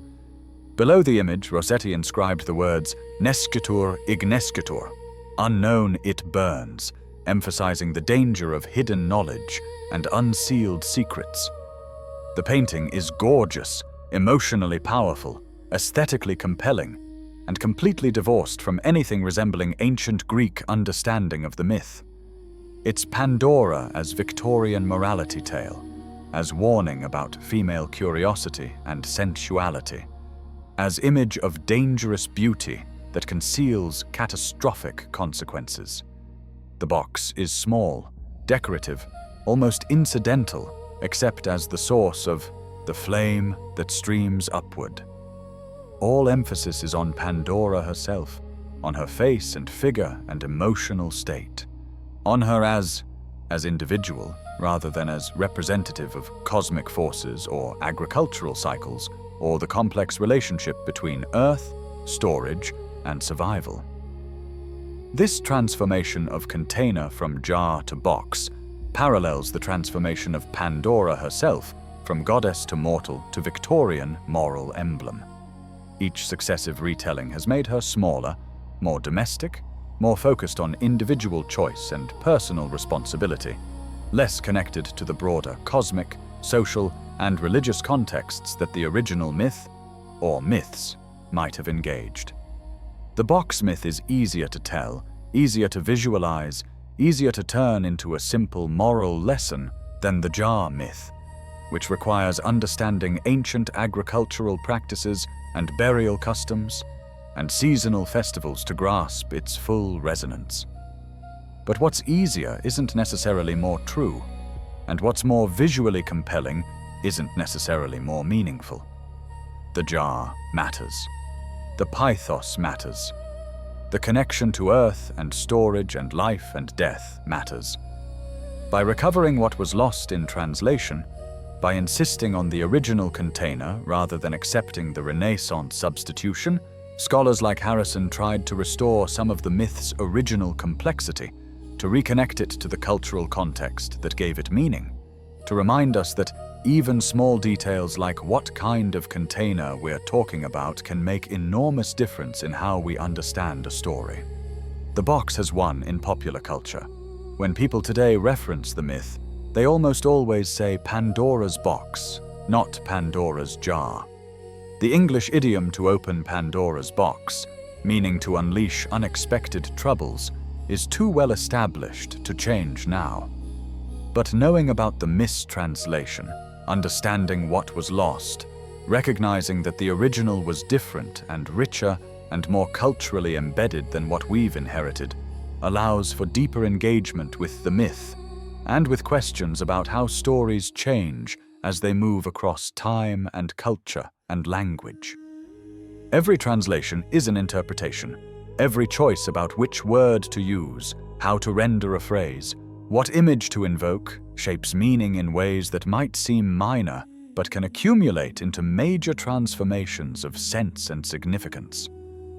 Erasmus chose pyxis instead of pithos, and for 500 years Western culture has imagined Pandora opening a box instead of a jar, has lost the connection to agricultural storage and burial practices, has made the myth smaller and more domestic and less cosmically resonant than what Hesiod, whatever his own distortions and purposes, actually wrote. The jar can't be fully recovered now, can't be restored to popular imagination after centuries of box dominance. But recognizing what we lost, understanding how and why the mistranslation happened, reminds us to be skeptical of any claim that myths have single definitive versions, that what we've received is necessarily what was originally told, that transmission across time and culture doesn't profoundly alter even stories that seem eternal and unchanging. Pandora's jar became Pandora's box through one scholar's choice in 1508, and that choice has shaped 5 centuries of how we understand and retell one of Western culture's foundational myths about women, curiosity, suffering, and the origins of human hardship. Closing reflection. As you drift toward sleep, let's return to where we began, but with everything changed by what we now know. For 3,000 years we've been telling the story of Pandora wrong. But here's the final twist, the revelation that makes everything click into place. We haven't been getting the story wrong by accident. We've been getting it wrong on purpose. Every mistranslation, every reinterpretation, every shift from goddess to punishment, from jar to box, from blessing to curse, has served someone's interests. Hesiod's version justified his bitter view of women and work. Erasmus's box made the myth more aesthetically pleasing for Renaissance art. Victorian retellings turned Pandora into a moral lesson about female curiosity and obedience. Each generation reshaped the myth to confirm what it already believed, to justify what it already practiced, to naturalize what it already enforced. And that's the pattern that matters most. Not the details of ancient Greek mythology, but the mechanism by which myths are used to make injustice seem inevitable. Find someone vulnerable, blame them for suffering the powerful created. Tell that story so many times it seems like truth. Use it to justify ongoing mistreatment. Repeat for 3,000 years. Pandora opened the jar, or so we're told. But who made the jar? Who filled it with evils? Who gave it to her? Who created her specifically to be curious? Who ensured she'd be blamed rather than those who set the trap? Zeus did all of that. Hesiod recorded it approvingly. And we, inheriting this mythology, have accepted the scapegoating for millennia, using ancient authority to justify modern harm, citing gods who never existed to excuse very real patterns of blame that shift responsibility away from power and onto victims. But we have discovered tonight that the story is more complicated than simple blame would suggest. We've learned about the goddess who preceded Hesiod's Pandora, the all-giving earth deity who provided rather than punished, who was honored rather than feared, whose very existence challenges the narrative of woman as curse. We've explored the myth's deliberate construction, Hesiod's purposes and agenda, the ideological work the story performed in justifying a particular social order and particular power relationships. We've encountered the jar that became a box, the pithos connected to earth and agriculture and death and renewal that Renaissance translation transformed into something smaller, more decorative, more domesticated, easier to fit into moral fables, but disconnected from the symbolic richness that the original container carried.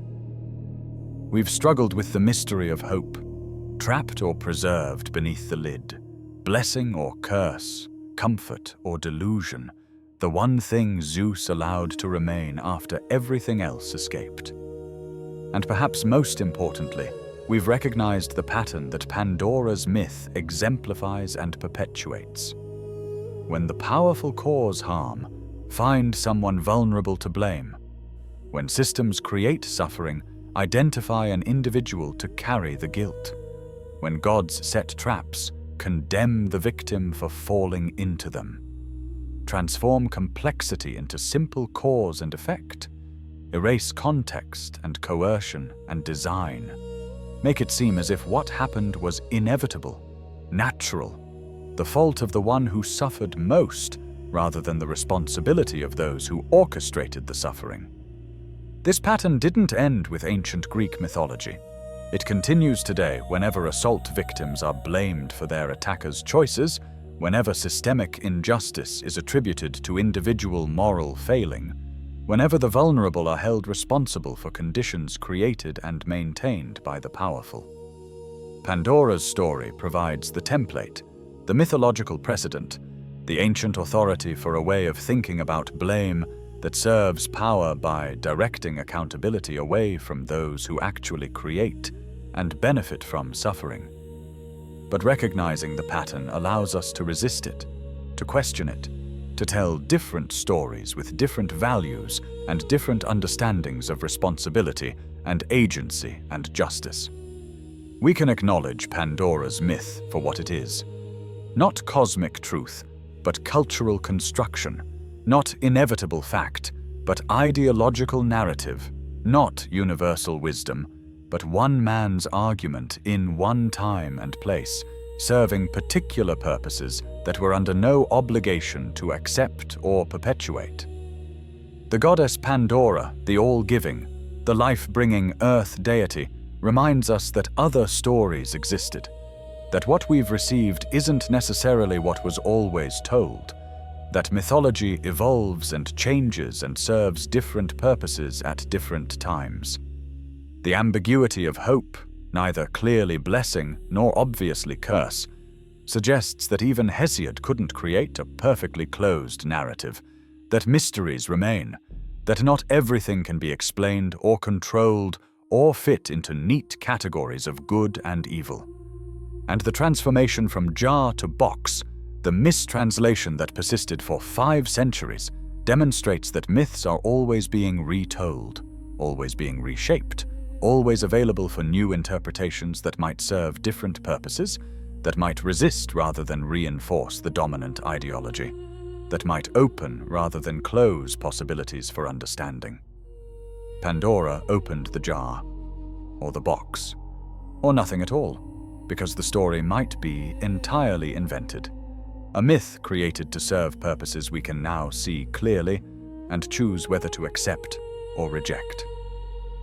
The evils escaped, or they didn't, or they were never contained in the first place but simply existed in the world and needed explanation, needed someone to blame, needed a narrative that would make sense of suffering while protecting power. Hope remained trapped, or preserved, or lost entirely, or was never in the jar to begin with, depending on which version you read, which interpretation you accept, which understanding of that ambiguous Greek word Elpis seems most compelling or most true to your own experience of what it means to hope in a difficult world. And Pandora herself, the first woman or the ancient goddess, the beautiful evil or the gift-giver, the curious victim or the deliberate destroyer, the scapegoat or the survivor, remains what she has always been. A mirror reflecting back whatever those who tell her story need her to reflect. Whatever they believe about women and power and suffering and blame. Whatever serves their purposes and confirms their assumptions and justifies their world. But mirrors can be turned, stories can be retold, myths can be questioned and challenged and interpreted in new ways that serve different purposes, that resist rather than reinforce, that open rather than close, that liberate rather than oppress. Tonight we have turned the mirror, questioned the story, recovered fragments of alternatives, insisted on complexity, where simple moral lessons might be easier but less true. Sleep now, knowing that myths are not fixed, that stories change, that what you've been told isn't necessarily what you must believe. Sleep knowing that curiosity, despite what Pandora's myth claims, is not inherently destructive, but can be the beginning of understanding, the first step toward questioning authority, the courage to look for yourself rather than accepting what you're told. Sleep knowing that blame directed at the vulnerable often serves to protect the powerful, that scapegoats are created to distract from systemic problems, that myths can naturalize injustice by making it seem ancient, inevitable, ordained by gods who were themselves inventions of human imagination and human ideology. But here's towards what gives me hope, that ambiguous force Hesiod trapped in a jar. We know the truth now. We've seen the pottery showing Anesidora rising from the earth. We've traced the etymology from all-giving to all-gifted. We've caught Erasmus in his mistranslation. We've recognized the pattern. And once you see it, you can't unsee it. Once you understand how the scapegoat mechanism works, you start recognizing it everywhere. Every time someone blames victims for violence done to them, every time systemic problems get attributed to individual moral failings, every time the vulnerable are held responsible for conditions created and maintained by the powerful. You see Pandora's pattern playing out, and now you know it's a pattern, not truth. The goddess Pandora, the all-giving, reminds us that other stories existed before Hesiod's rewrite. The jar reminds us that mistranslations can hide truth for centuries. Hope's ambiguity reminds us that even the Greeks couldn't agree on whether expectation was blessing or curse. And the evolution of the myth reminds us that stories are always being retold, always available for new interpretations that serve justice rather than power. So sleep now, knowing that myths are not fixed, that stories change, that what you've been told isn't necessarily what you must believe. Sleep knowing that curiosity, despite what Pandora's myth claims, opens doors to understanding. The jar was opened. The box never existed. Hope remains complicated, and the goddess who was erased can still be recovered, honored, remembered. The story continues, but now you know there are multiple versions, multiple interpretations, multiple possibilities for what it means. The choice of which version to believe, which narrative to perpetuate or challenge, belongs to you. Good night. May your dreams be free from undeserved blame. May you wake questioning stories that seem too convenient, too simple, too perfectly aligned with existing power structures. May you seek the pottery fragments hidden beneath official narratives. May you check etymologies before accepting translations. May you honor the goddesses who were transformed into scapegoats.